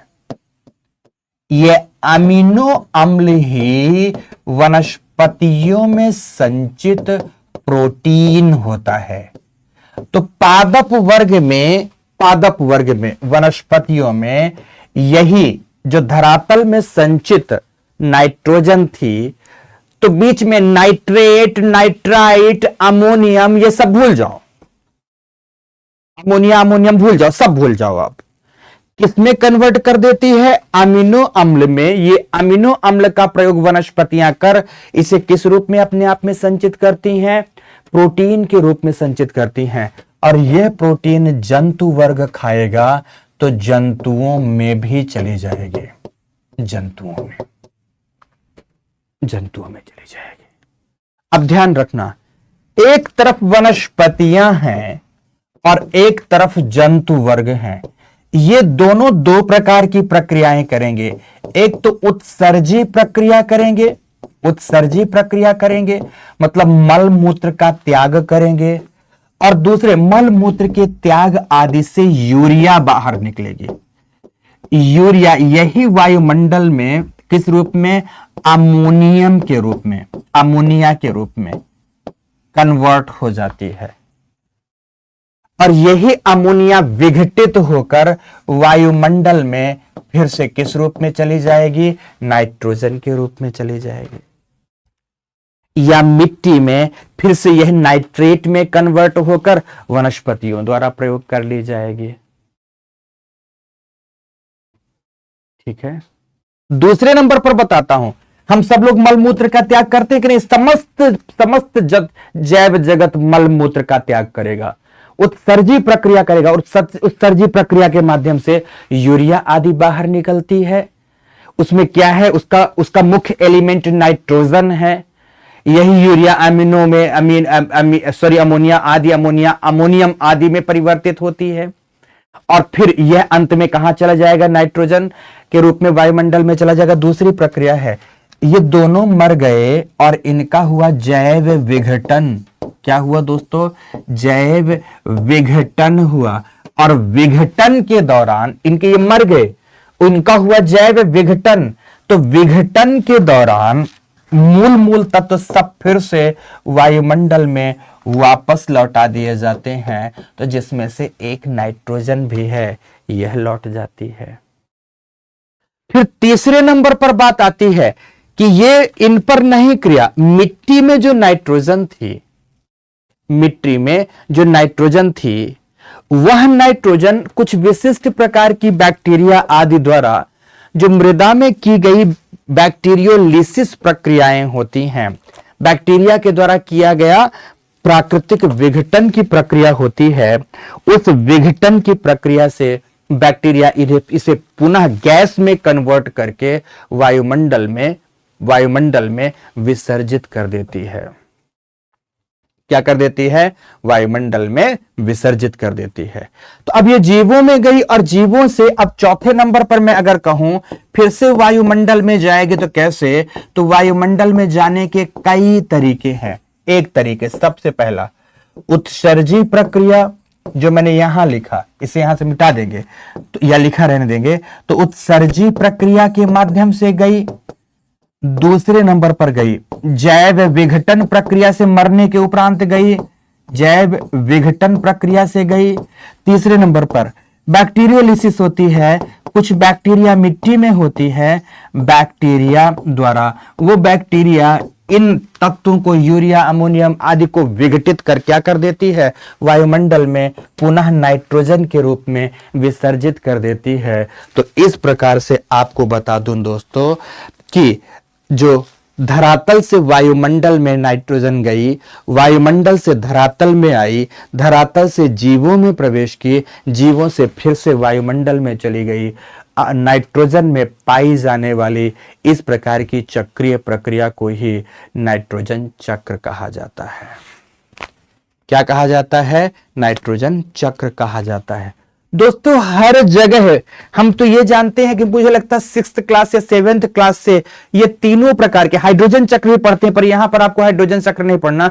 ये भिन्न भिन्न प्रकार के चक्रों को आप लोग तब से पढ़ते चले आ रहे हैं, पर इसे आपको यहां सामान्य रूप से समझना था, जिसे मैंने आपको समझाया कि इतने रूपों में यह आती है, इतने रूपों में चली जाती है, इन प्रक्रियाओं के माध्यम से चली जाती है।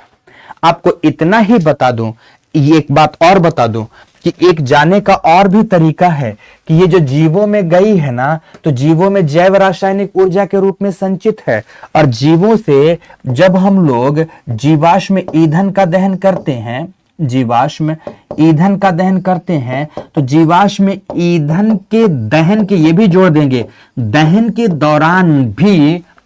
दौरान भी कुछ ऐसी गैसें मुक्त होकर वायुमंडल में जाती हैं। ऐसी गैसें,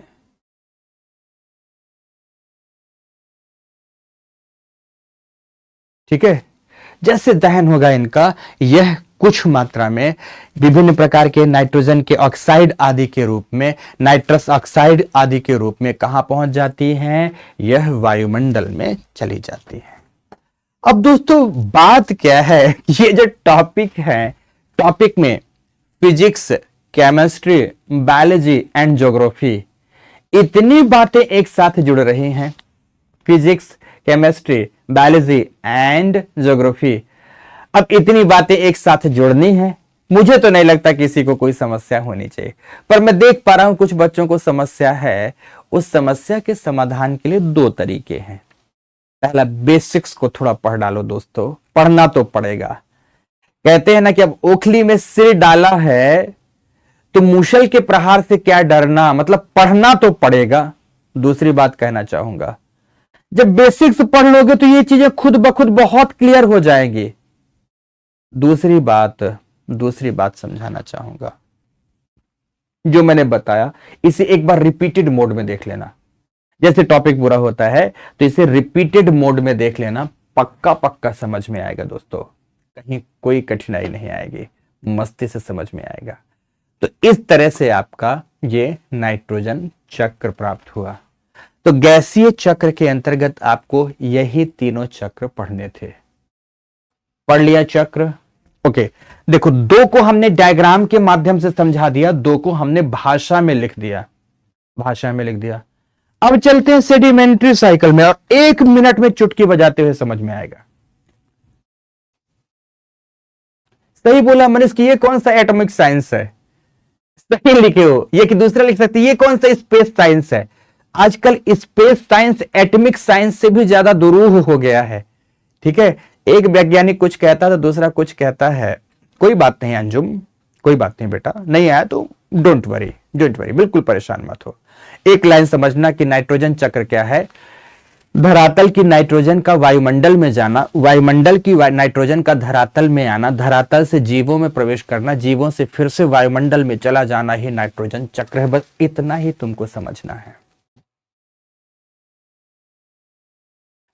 बस इतना ही समझना है, इससे ज्यादा नहीं समझना। आगे क्लियर बात? ओके,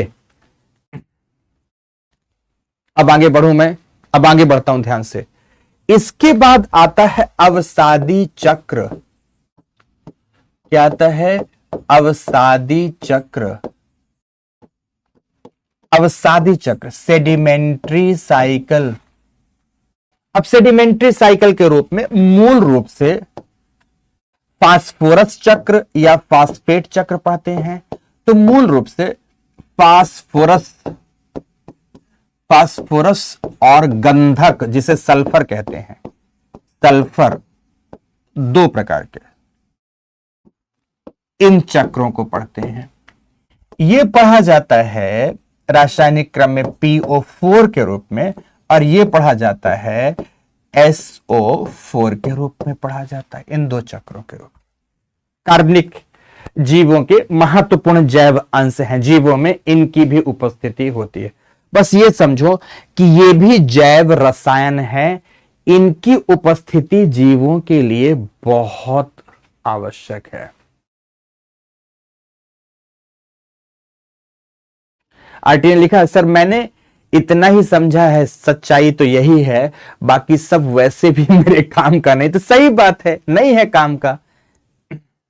ओके, जितना काम का है बस उतना समझ लो। Okay, Mahesh, Nancy.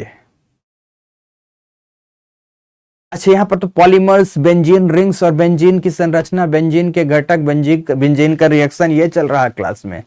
ओहो, मैं समझ गया कि आप में से कुछ बच्चे IIT की तैयारी किए हैं। ओके ओके, बिल्कुल राइटिंग में फॉर्मूला 100% लिख सकते हो, कोई दिक्कत नहीं। राइटिंग में 100% बेटा फॉर्मूला लिख सकते हो। अब इसको भी बता देते, फिर थोड़ा सा बात करते हैं। देखो, ये बेसिकली किस में होते हैं? धरातलीय चट्टानों में होते हैं। धरातलीय चट्टान, चट्टान का दोस्तों हुआ अपक्षय एवं अपरदन। क्या होगा? चट्टान, चट्टान अपक्षय प्राप्त हुआ या चट्टान का अपरदन हुआ, तो चट्टान के अपक्षय एवं अपरदन से बनी मृदा, मिट्टी बनी, मिट्टी बनी, मृदा में विकसित हो गई वनस्पतियां, वनस्पतियां, वनस्पतियों में ये फास्फेट एवं सल्फेट के रूप में, किस रूप में जा रहे हैं वनस्पतियों में? दो रूपों में। एक तो चला जाएगा फास्फेट के रूप में संचित होगा, और एक सल्फेट के रूप में संचित होगा। ये दोनों वनस्पति, इनको खाया जंतु वर्ग ने, जंतु वर्ग ने खाया, तो जंतुओं में स्थानांतरित हो गए। जंतुओं के विविध विविध वर्ग हैं, शाकाहारी, मांसाहारी, उच्च मांसाहारी, सर्वाहारी, सब में चले गए, सब में चले गए।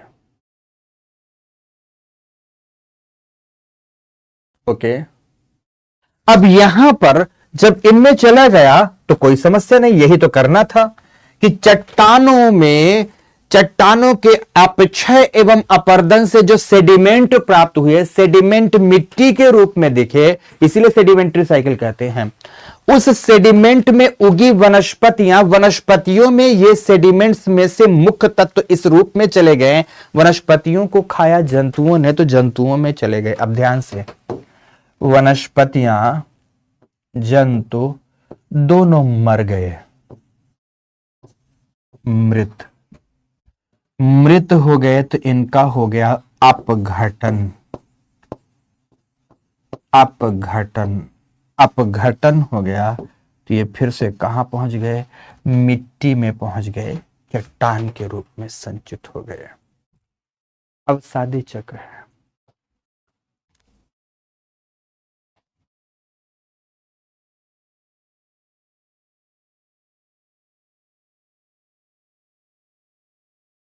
ठीक है, फिर से बोल रहा हूं, ओके अभिनव। अवसादी चक्र का मतलब है अवसाद से शुरू होने वाला चक्रण। दूसरी बात सुनना, अवसाद किसका? चट्टानों का। अवसाद में क्या है? सल्फर एवं फास्फोरस। इसे इसे मिट्टी से वनस्पतियों ने इसे सल्फेट एवं फास्फेट के रूप में ग्रहण किया, ये जंतुओं में चला गया, दोनों मर गए, दोनों मरे तो अपघटन हुआ। अपघटन से ये कहां चले गए दोस्तों? This one. अपघटन के दौरान जरूरी नहीं है कि ये केवल चट्टानों के रूप में गया। अपघटन के बाद दोस्तों ध्यान रखना, ये गैसियस फॉर्म में भी, सल्फर डाइऑक्साइड के रूप में भी, सल्फर की बात कर रहा हूं, सल्फर डाइऑक्साइड के रूप में यह वायुमंडल में भी जा सकता है, वायुमंडल में भी जा सकता है। दूसरा भी पक्ष है, अभी समझते जाओ, इतने में आपको छोड़ूंगा थोड़ो। फिर से समझना, ये मृत हुए और मृत होकर ये जमा हुए जीवाश्म ईंधन के रूप में, जीवाश्म ईंधन के रूप में जमा हो गए। वनस्पतियां कोयले के रूप में जमा हो गई और जंतु वर्ग चट्टानी तेल के रूप में, पेट्रोलियम के रूप में जमा हो गया। अब जीवाश्म ईंधन था, इनका हमने किया दहन, तो दहन के दौरान ये सल्फर डाइऑक्साइड मुक्त होकर, सल्फर मोनोऑक्साइड मुक्त होकर कहां पहुंच रहा है? वायुमंडल में पहुंच रहा है,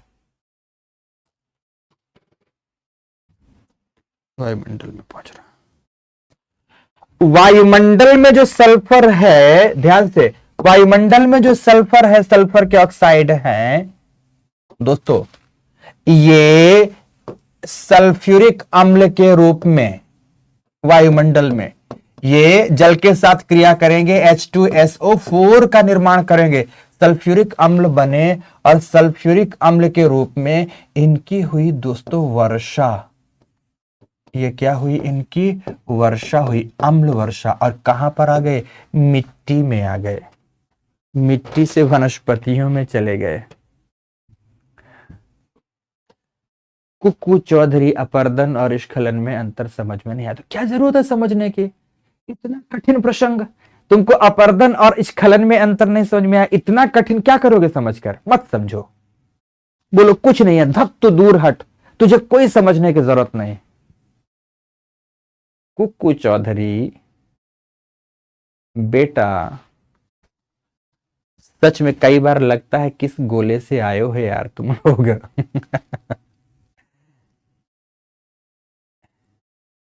किस गोले से बेटा? ओके ध्यान से, ये फिर से मिट्टी में आ गई। मिट्टी यहां कैसी थी? अवसाद के रूप में जमा हुई थी, तो शुरू हुआ अवसाद से, अवसादी चक्र का भाग बन गया। क्या हो गया? अवसाद का अंग हो गया, अवसाद के रूप में। तो ये आपको बनाना है सेडिमेंट्री साइकिल में। इस रूप में अवसादी चक्रों की प्राप्ति होती है। तो कुल मिलाकर एक लाइन में जितने चक्र आपने पढ़े हैं, तो एक लाइन में यह सब जैव भू रसायन चक्र का अंग है। और जैव भू रसायन चक्र इस बात को कहता है कि जीवों में विविध प्रकार के प्राकृतिक तत्व जैव रसायन के रूप में प्रवेश करते हैं, जैव रसायन के रूप में प्रवेश करते हैं। फिर जीवों से यह जैव रसायन फिर से प्राकृतिक एलिमेंट्स के रूप में ही, या कि धरातलीय तत्व के रूप में, या वायु तत्व के रूप में, या जल तत्व के रूप में विसर्जित कर दिए जाते हैं। इसे ही जैव भू रसायन चक्र कहा जाता है। पूर्ण विराम। टॉपिक समाप्त। टॉपिक समाप्त। तो ये था दोस्तों टॉपिक। अब आगे आज एक छोटा सा टॉपिक उठा लेता हूं, और छोटा टॉपिक का नाम होगा आपका पारिस्थितिक निचय, जिसे कहते हैं इकोलॉजिकल निच। पारिस्थितिक निचय, ये टॉपिक बहुत छोटा टॉपिक, क्योंकि समय थोड़ा कम बचा है, उस समय में मैं कुछ बातें बता सकूं आपको, तो इसको पढ़ा देते हैं। फिर इकोलॉजिकल सक्सेशन के साथ साथ आप लोगों ने एक टॉपिक भी तो दिया आज हमें पढ़ाने के लिए कि सर कल प्रजातियों के बारे में भी पढ़ा देना, तो कल प्रजातियों को भी पढ़ा देंगे। तो आपका जबरदस्त तरीके से पूरा topic each and every dimension से कंप्लीट कहला जाएगा। ठीक है, तो ध्यान से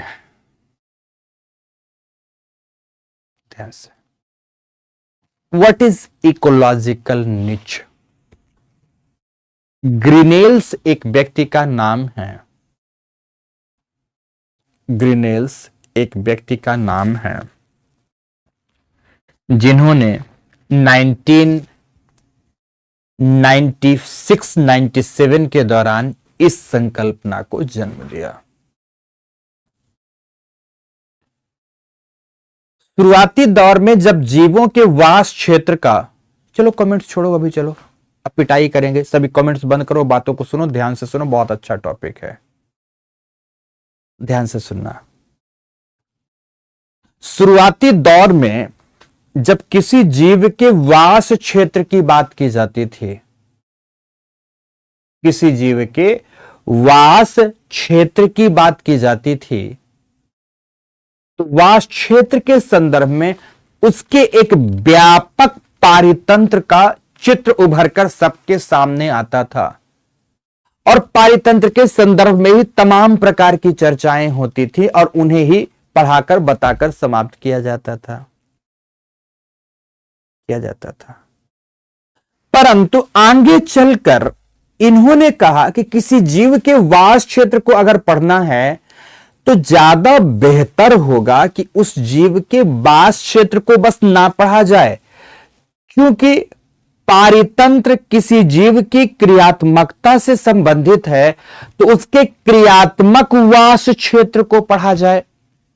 क्या उसके क्रियात्मक वास क्षेत्र को पढ़ा जाए, और क्रियात्मक वास क्षेत्र के संदर्भ में पढ़े जाने के कारण ही इसे पारिस्थितिक कर्मता भी कहते हैं। इस नाम को क्या कहते हैं हिंदी में? पारिस्थितिक कर्मता और पारिस्थितिक निकेत के नाम से भी जाना जाता है। उदाहरण से समझाता हूं। देखो, जैसे आप में से आप सब अपने अपने आप को उदाहरण में रखिएगा, अपने अपने आप को उदाहरण में रखिएगा, और उस उदाहरण को यहां समझने की कोशिश करिए कि क्या है एक पारिस्थितिक तंत्र, तो क्या है उसमें पारिस्थितिक निकेत या पारिस्थितिक कर्मता, दोनों में क्या अंतर है। मान लो दोस्तों कि आपका अपना एक घर है, और उस घर को लेकर, जिसमें घर में सब चीज शामिल है, घर बना है, आपका आंगन है, आपकी चौगान है, तमाम चीजें आपकी शामिल हैं, आपके खेत खलिहान है, वो पूरा आपके एक पारितंत्र का निर्माण करता है। तो दुनिया में आपके लिए सबसे अच्छी अगर कोई जगह मानी जाए या बताई जाए तो आपका अपना घर होता है। दुनिया में हर व्यक्ति को अपना घर सबसे ज्यादा पसंद आता है।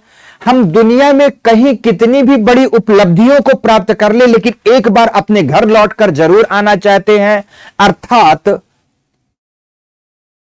किसी पारिस्थितिक प्रदेश का वह क्षेत्र, ध्यान से, किसी पारिस्थितिक प्रदेश का वह सूक्ष्म वास क्षेत्र जिसे लेकर कोई भी जीव पूर्णतः अनुकूलित होता है, उस वास क्षेत्र को ही, अनुकूलित वास क्षेत्र को ही इकोलॉजिकल निच या पारिस्थितिक निकेत कहा जाता है। इकोलॉजिकल निच, जैसे उदाहरण देता हूं, यहां मान लीजिए एक जलीय पारितंत्र है, आपके घर के बगल में तालाब है, आपका ही तालाब है, और इसमें विविध प्रकार के जलीय जीव पाए जाते हैं। उन विविध प्रकार के जलीय जीवों में नोटिस करना सभी, विविध प्रकार के जलीय जीवों में यहां पर मध्य भाग में छोटी छोटी दोस्तों मछलियां हैं। यहां मध्य भाग में यहां तैरती हुई विविध प्रकार की छोटी छोटी मछलियां हैं। यहां ऊपरी भाग में शैवाल जिसे आप एल्गी कहते हैं, एल्गी आदि फाइटोप्लैंक्टन्स आदि तैर रहे हैं। तो यहां पर दोस्तों, यहां पर कुछ केकड़ा आदि पाए जा रहे हैं, यहां केकड़े आदि पाए जा रहे हैं, तली में बैठे हैं। अर्थात यहां 3 प्रकार के जीव हो गए। एक जीव हो गया पहला प्लैंकटन, कौन सा जीव हो गया दोस्तों? प्लैंकटन वर्ग हो गया। दूसरा वर्ग हो गया नेक्टन वर्ग। तीसरा वर्ग हो गया बेंथोनिक्स या बेंथोस वर्ग हो गया। बेंथोस हो गया जो तली में रहना पसंद करता है। नेक्टन हो गया जो सरफेस में तैरना पसंद करता, फ्लोट करना। Sorry, plankton. तो नेक्टन होता है जो जल क्षेत्र में, मध्यवर्ती जल क्षेत्र में तैरना पसंद करता है। और ये तीनों के तीनों जीव है, सारा का सारा जल एक ही प्रकार का पारिस्थितिक तंत्र अर्थात जलीय पारितंत्र है, पर ये तीनों के तीनों जीव अलग अलग क्षेत्रों में रहने के लिए अनुकूलित हैं। केकड़ा है, झींगा है, लॉबस्टर है, ओयस्टर है, स्नेल है, ये सब के सब तली में रहेंगे। मछलियां हैं, बीच के जल क्षेत्र में तैरती रहेंगी। तो शैवाल आदि हैं, ये सरफेस पे फ्लोट करते रहेंगे। क्या करते रहेंगे? सरफेस पर फ्लोट करते रहेंगे। तो ये है एक ही प्रकार का पारिस्थितिक प्रदेश जिसे हम एक्वेटिक इकोसिस्टम कहते हैं, जलीय पारितंत्र कहते हैं। और इस जलीय पारितंत्र में इस 3 वर्गों के जीवों के अलग अलग अनुकूलित क्षेत्र हैं। तो ध्यान रखना, केकड़े के संदर्भ में जो यह अनुकूलित क्षेत्र है, यह उसका अपना इकोलॉजिकल निच है। दूसरा, मछलियों के संदर्भ में यह जो उनका अनुकूलित क्षेत्र है, यह उसका अपना इकोलॉजिकल निच है। तो प्लैंक्टन्स के संदर्भ में इसमें दोनों वर्ग होंगे, फाइटो एंड जू प्लैंक्टन दोनों होंगे। इसके संदर्भ में यह अपना इकोलॉजिकल निच है। प्रत्येक जीव अलग अलग वास क्षेत्र में रहने को लेकर अनुकूलित होता है। एक ही पारितंत्र प्रदेश में अलग अलग वास क्षेत्र में रहने को लेकर अनुकूलित होता है। जहां वह सर्वोत्तम अनुकूलन की प्रवृत्ति या प्रकृति रखता है, उसे ही उसका इकोलॉजिकल निच कहा जाता है, पारिस्थितिक निकेत कहा जाता है। दूसरे अर्थ में समझना, दूसरे अर्थ में जैसे आप हो, आपके घर में मैंने बताया कि घर है, खेत खलियान है, चौगान है, आंगन है, सब चीज है। अब नोटिस करना, आपसे अगर मैं बोलूं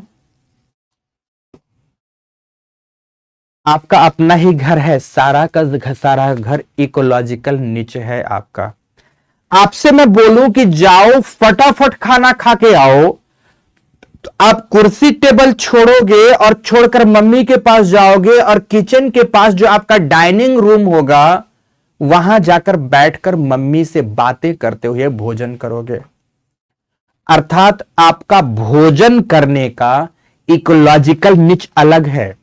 तो दूसरा, मैंने कहा नहीं चलो आओ पढ़ो, तो पढ़ने के लिए आप अपने स्टडी रूम में आ गए, टेबल चेयर में बैठ गए और पढ़ने लगे। तो आप पढ़ने को अपने स्टडी रूम में ही अनुकूलित हो, तो आपका पढ़ने वाला जो स्टडी रूम है वो आपका स्टडी इकोलॉजिकल निच हो गया।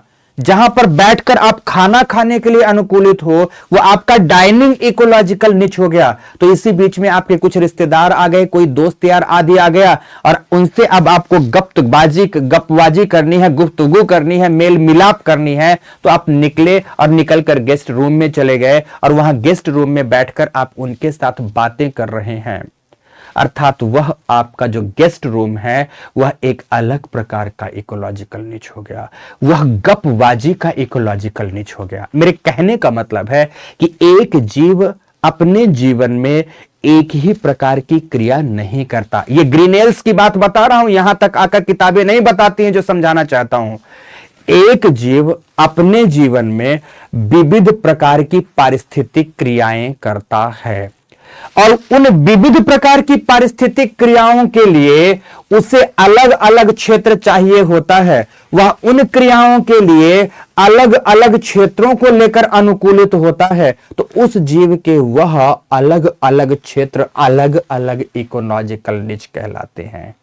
जैसे उदाहरण से बोलूंगा, आप एक ऑफिस में काम करते हैं तो काम करने का केबिन अलग होगा, वो आपका वर्किंग इकोलॉजिकल निच है।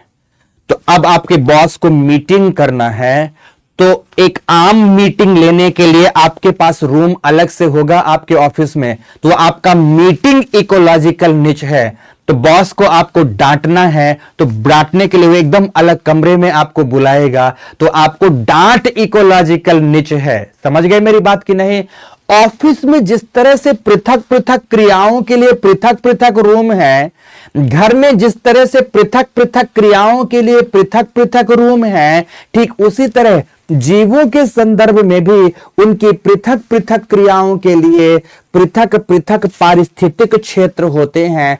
उन लघु क्षेत्रों को ही, उन लघु पारिस्थितिक क्षेत्रों को ही उस जीव के संदर्भ में इकोलॉजिकल निच कहा जाता है, पारिस्थितिक निचय कहा जाता है। उदाहरण फिर से एक देना चाहूंगा। मान लो एक तितली है, तितली क्या करेगी कि जब उसे विश्राम करना होगा, सोना होगा, तो वो पेड़ पर जाएगी और पेड़ में अगर कहीं छोटा सा छिद्र मिला तो यहां पर अपना आशियाना बनाकर चुपचाप चुपके से सो जाएगी। लेकिन जैसे ही इसे भूख लगेगी, यहां वाटिका में सुंदर सुंदर फूल खिले हुए हैं, इन सुंदर सुंदर फूलों का मकरंद चूसने के लिए वाटिका में आ जाएगी। तो ध्यान से सुनना, ये जो वाटिका है, वाटिका इसे भोजन प्रदान करती है।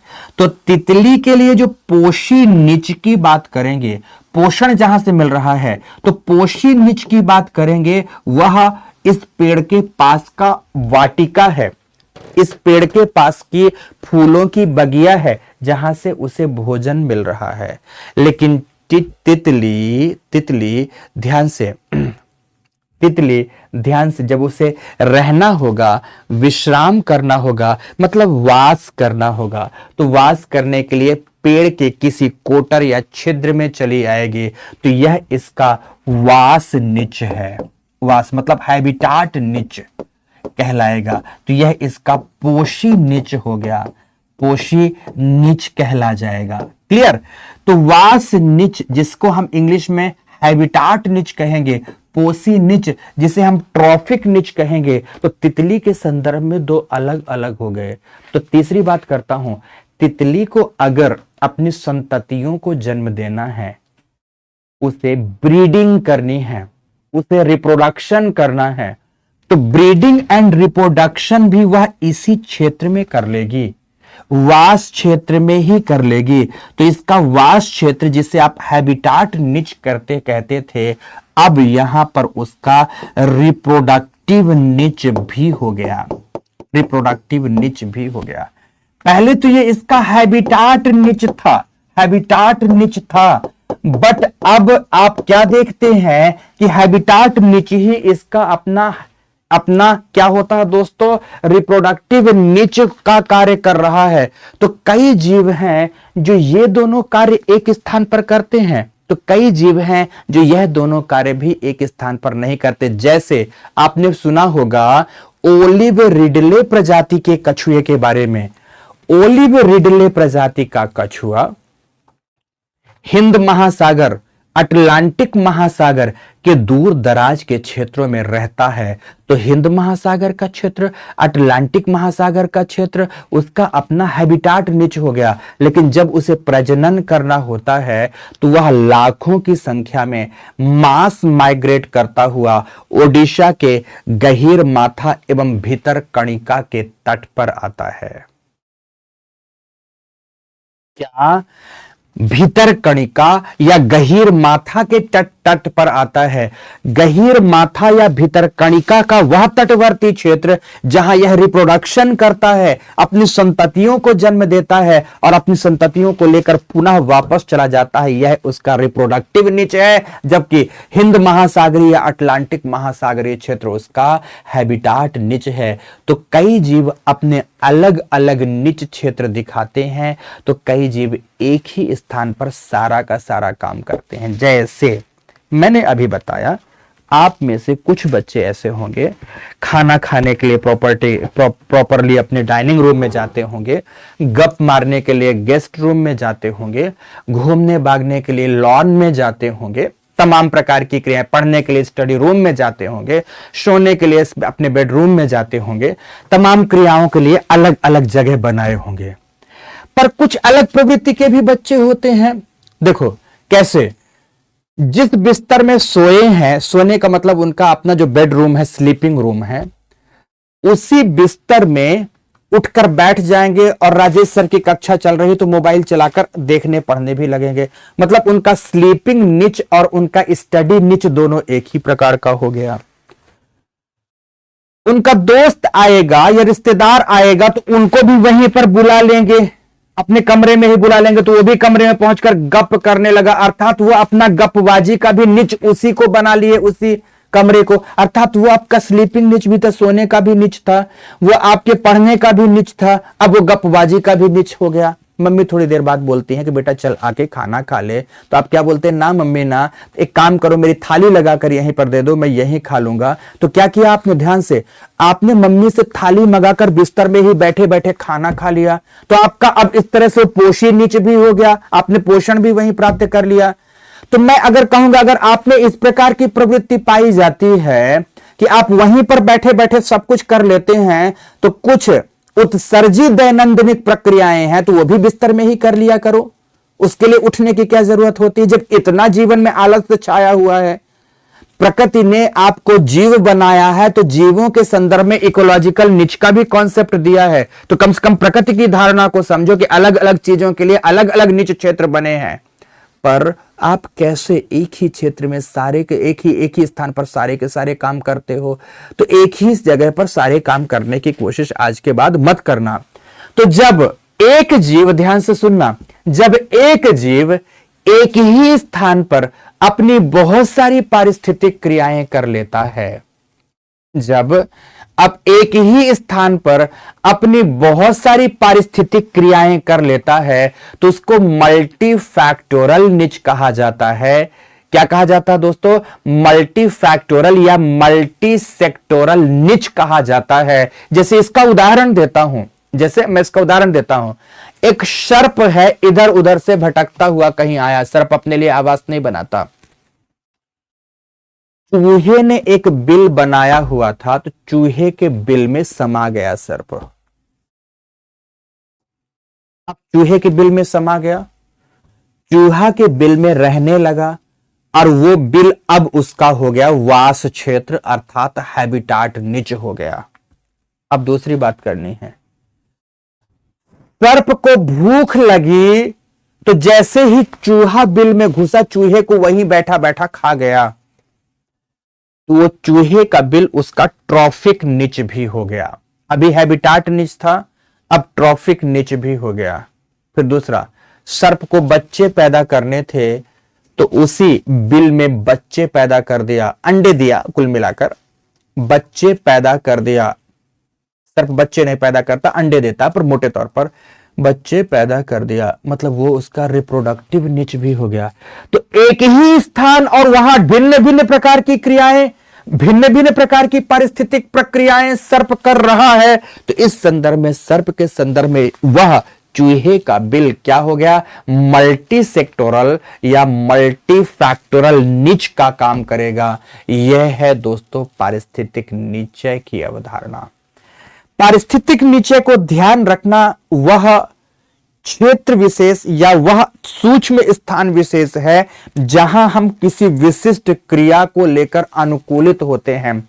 बच्चों में हमने देखा, ऑफलाइन कक्षाओं में, ऑनलाइन में ये बात लागू नहीं होती, कि कोई बच्चा अगर कहीं किसी पर्टिकुलर स्थान पर चेयर में बैठना शुरू करता है ना, तो वो सालों भर उसी स्थान पर बैठना चाहता है। मैंने देखा भी है कई बच्चों को कि पूरी पूरी क्लासरूम खाली होती है ना, अगर उनकी आदत पीछे की बेंचेज पर बैठने की होती है तो अपना आएंगे पीछे के बेंच पे ही बैठ जाएंगे, वहीं लेकर वो कंफर्टेबल होते हैं पढ़ने को लेकर। वो इनका स्टडी निच है, देखना ध्यान से। कुछ बच्चे हैं जो आगे बैठने को लेकर कंफर्टेबल होते हैं, तो सारी की सारी चेयर या बेंच भरी होती, तब भी बाद में भी आएंगे, तब भी उचक उचक कर बार बार पीछे से देखेंगे आगे की ओर कि क्या मेरी वो बेंच खाली है, क्या मेरी वो बेंच खाली, क्योंकि पीछे बैठने के लिए अनुकूलित नहीं है, वो आगे बैठने के लिए अनुकूलित है। तो उनका वो इकोलॉजिकल निच आगे का बेंच है, तो कुछ बच्चों का इकोलॉजिकल निच पीछे का बेंच है, तो कुछ बच्चों का इकोलॉजिकल निच मतलब स्टडी निच मध्य का बेंच होता है। ठीक यही बात आपको पूरी तरह से पारितंत्र विशेष में इकोलॉजिकल निच के संदर्भ में करनी है। बस दोस्तों इतनी ही बात। समझ में आया या नहीं जल्दी से मुझे बता दो। अगर समझ में आ गया है तो मैं अपनी बात को थोड़ा सा आगे बढ़ा दूं तो यह बात पूरी हो जाए। जल्दी बताओ समझ में आया या नहीं। उफ। अच्छा, कुछ बच्चों ने लिखा सर आपने जो बात बताई सब मेरे पर लागू होती हैं। मैं जानता हूं बदमाशों, जो बच्चा किराए से रहता है उस पर ये लागू नहीं होती। किराए पर हम लोग अपने अपने आर्थिक दशाओं पर रहते हैं, एक ही कमरा होता है, उसमें हमें सब करने की मजबूरी होती है। ओके चलो तो बढ़ाएं आगे। सबको समझ में आ गया, क्लियर है सर। ओके तो लिखो सभी के सभी वर्ष 1997 में, वर्ष 1997 में 1997 97 में ग्रीनेल्स, ग्रीन शब्द से लिख देना ग्रीनेल्स, ग्रीनेल्स महोदय ने, ग्रीनेल्स महोदय ने पारिस्थितिक कर्म, पारिस्थितिक कर्मता, पारिस्थितिक कर्मता या पारिस्थितिक निकेत शब्द दिया, पारिस्थितिक निकेत शब्द दिया, पूर्ण विराम लगाएं, पूर्ण विराम लगाएं, लिखे जहां,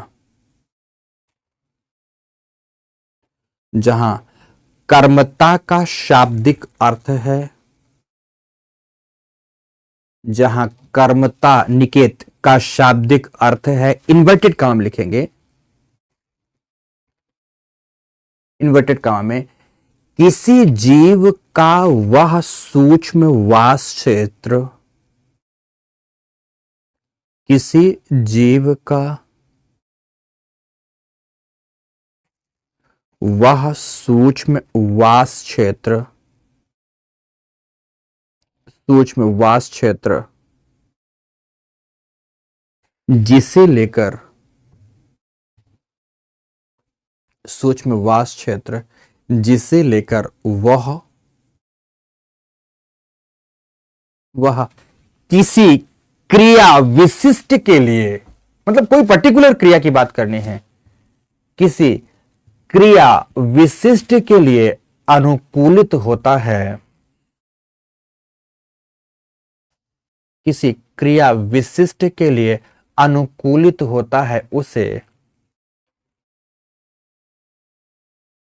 उसे पारिस्थितिक कर्मता कहते हैं।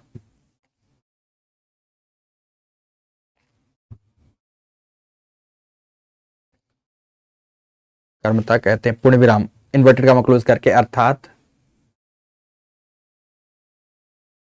अर्थात यह जीवों का, जीवों का वह लघु, वह लघु, लघु अधिवास होता है, अधिवास होता है जहां वह, जहां वह अपनी विशिष्ट क्रिया के लिए, अपनी विशिष्ट क्रिया के लिए पूर्णतः अनुकूलित होता है,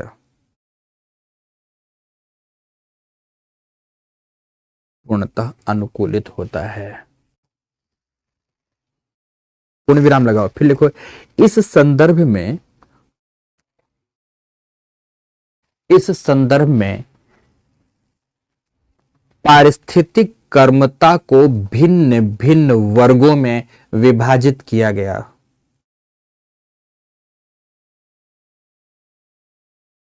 पारिस्थितिक कर्मता को भिन्न भिन्न वर्गों में विभाजित किया गया। नंबर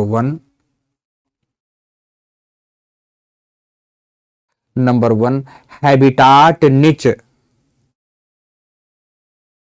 हैबिटाट निच में डैश देकर लिखोगे, यह जीवों के रहने का स्थान, जीवों के रहने का स्थान होता है। जैसे चिड़िया घोंसले में रहती है, चिड़िया घोंसले में रहती है। बाघ गुफा में रहता है, बाघ गुफा में रहता है, आदि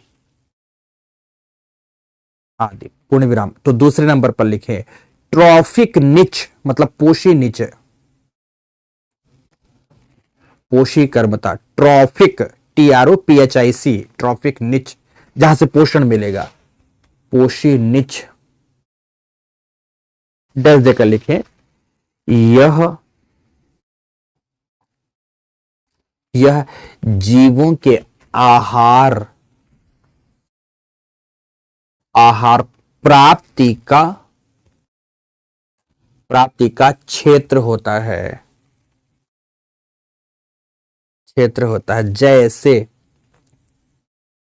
जैसे तितली के लिए बाग में खिले हुए सुंदर सुंदर पुष्प, बाग में खिले हुए सुंदर सुंदर पुष्प,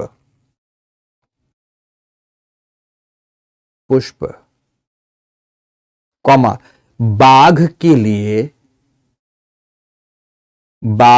लिए जंगल पोषी निच है, पोषी निच है।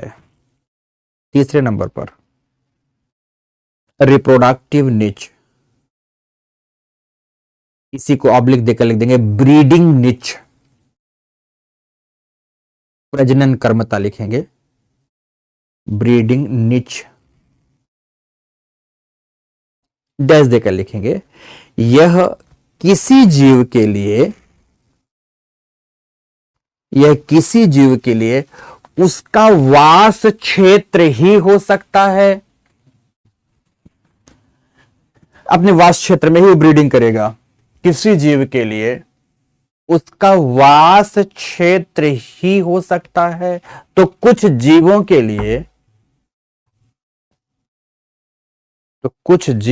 लिए भिन्न क्षेत्र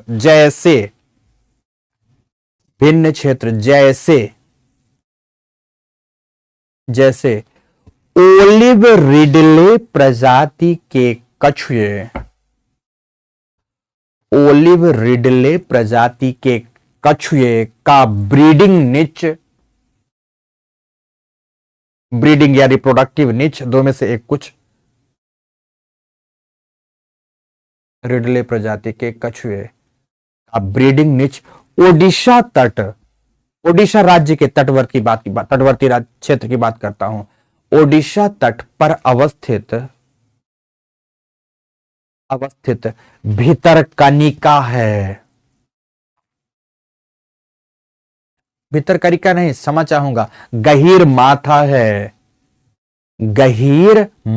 है, ओडिशा तट पर अवस्थित गहीर माथा है, जहां यह लाखों की संख्या में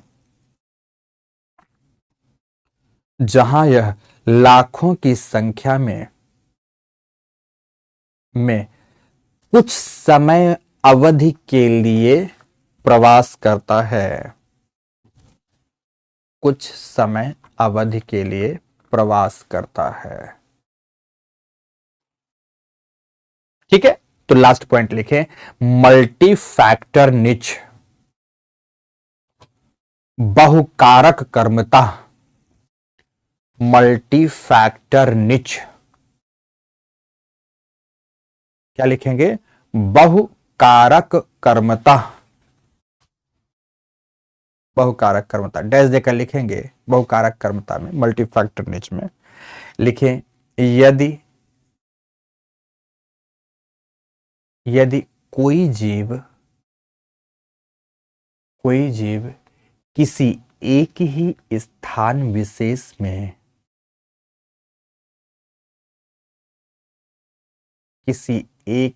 स्थान विशेष में अपनी विविध पारिस्थितिक क्रियाओं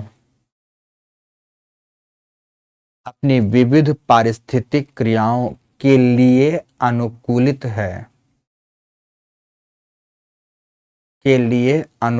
है तो वह वास क्षेत्र मल्टी फैक्टर निच होगा। एक ही स्थान पर बहुत सारी क्रिया कर रहे हो, मल्टी फैक्टर निच होगा। जैसे चूहे के बिल में प्रवेश किए हुए सर्प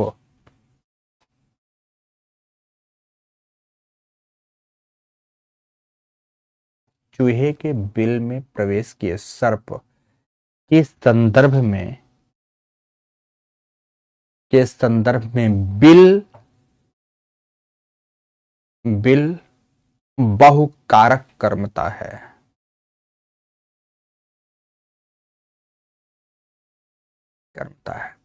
पूर्ण विराम। टॉपिक समाप्त। तो दोस्तों इस तरह से ये टॉपिक समाप्त हुआ। आज अब इकोलॉजिकल सक्सेशन, पारिस्थितिक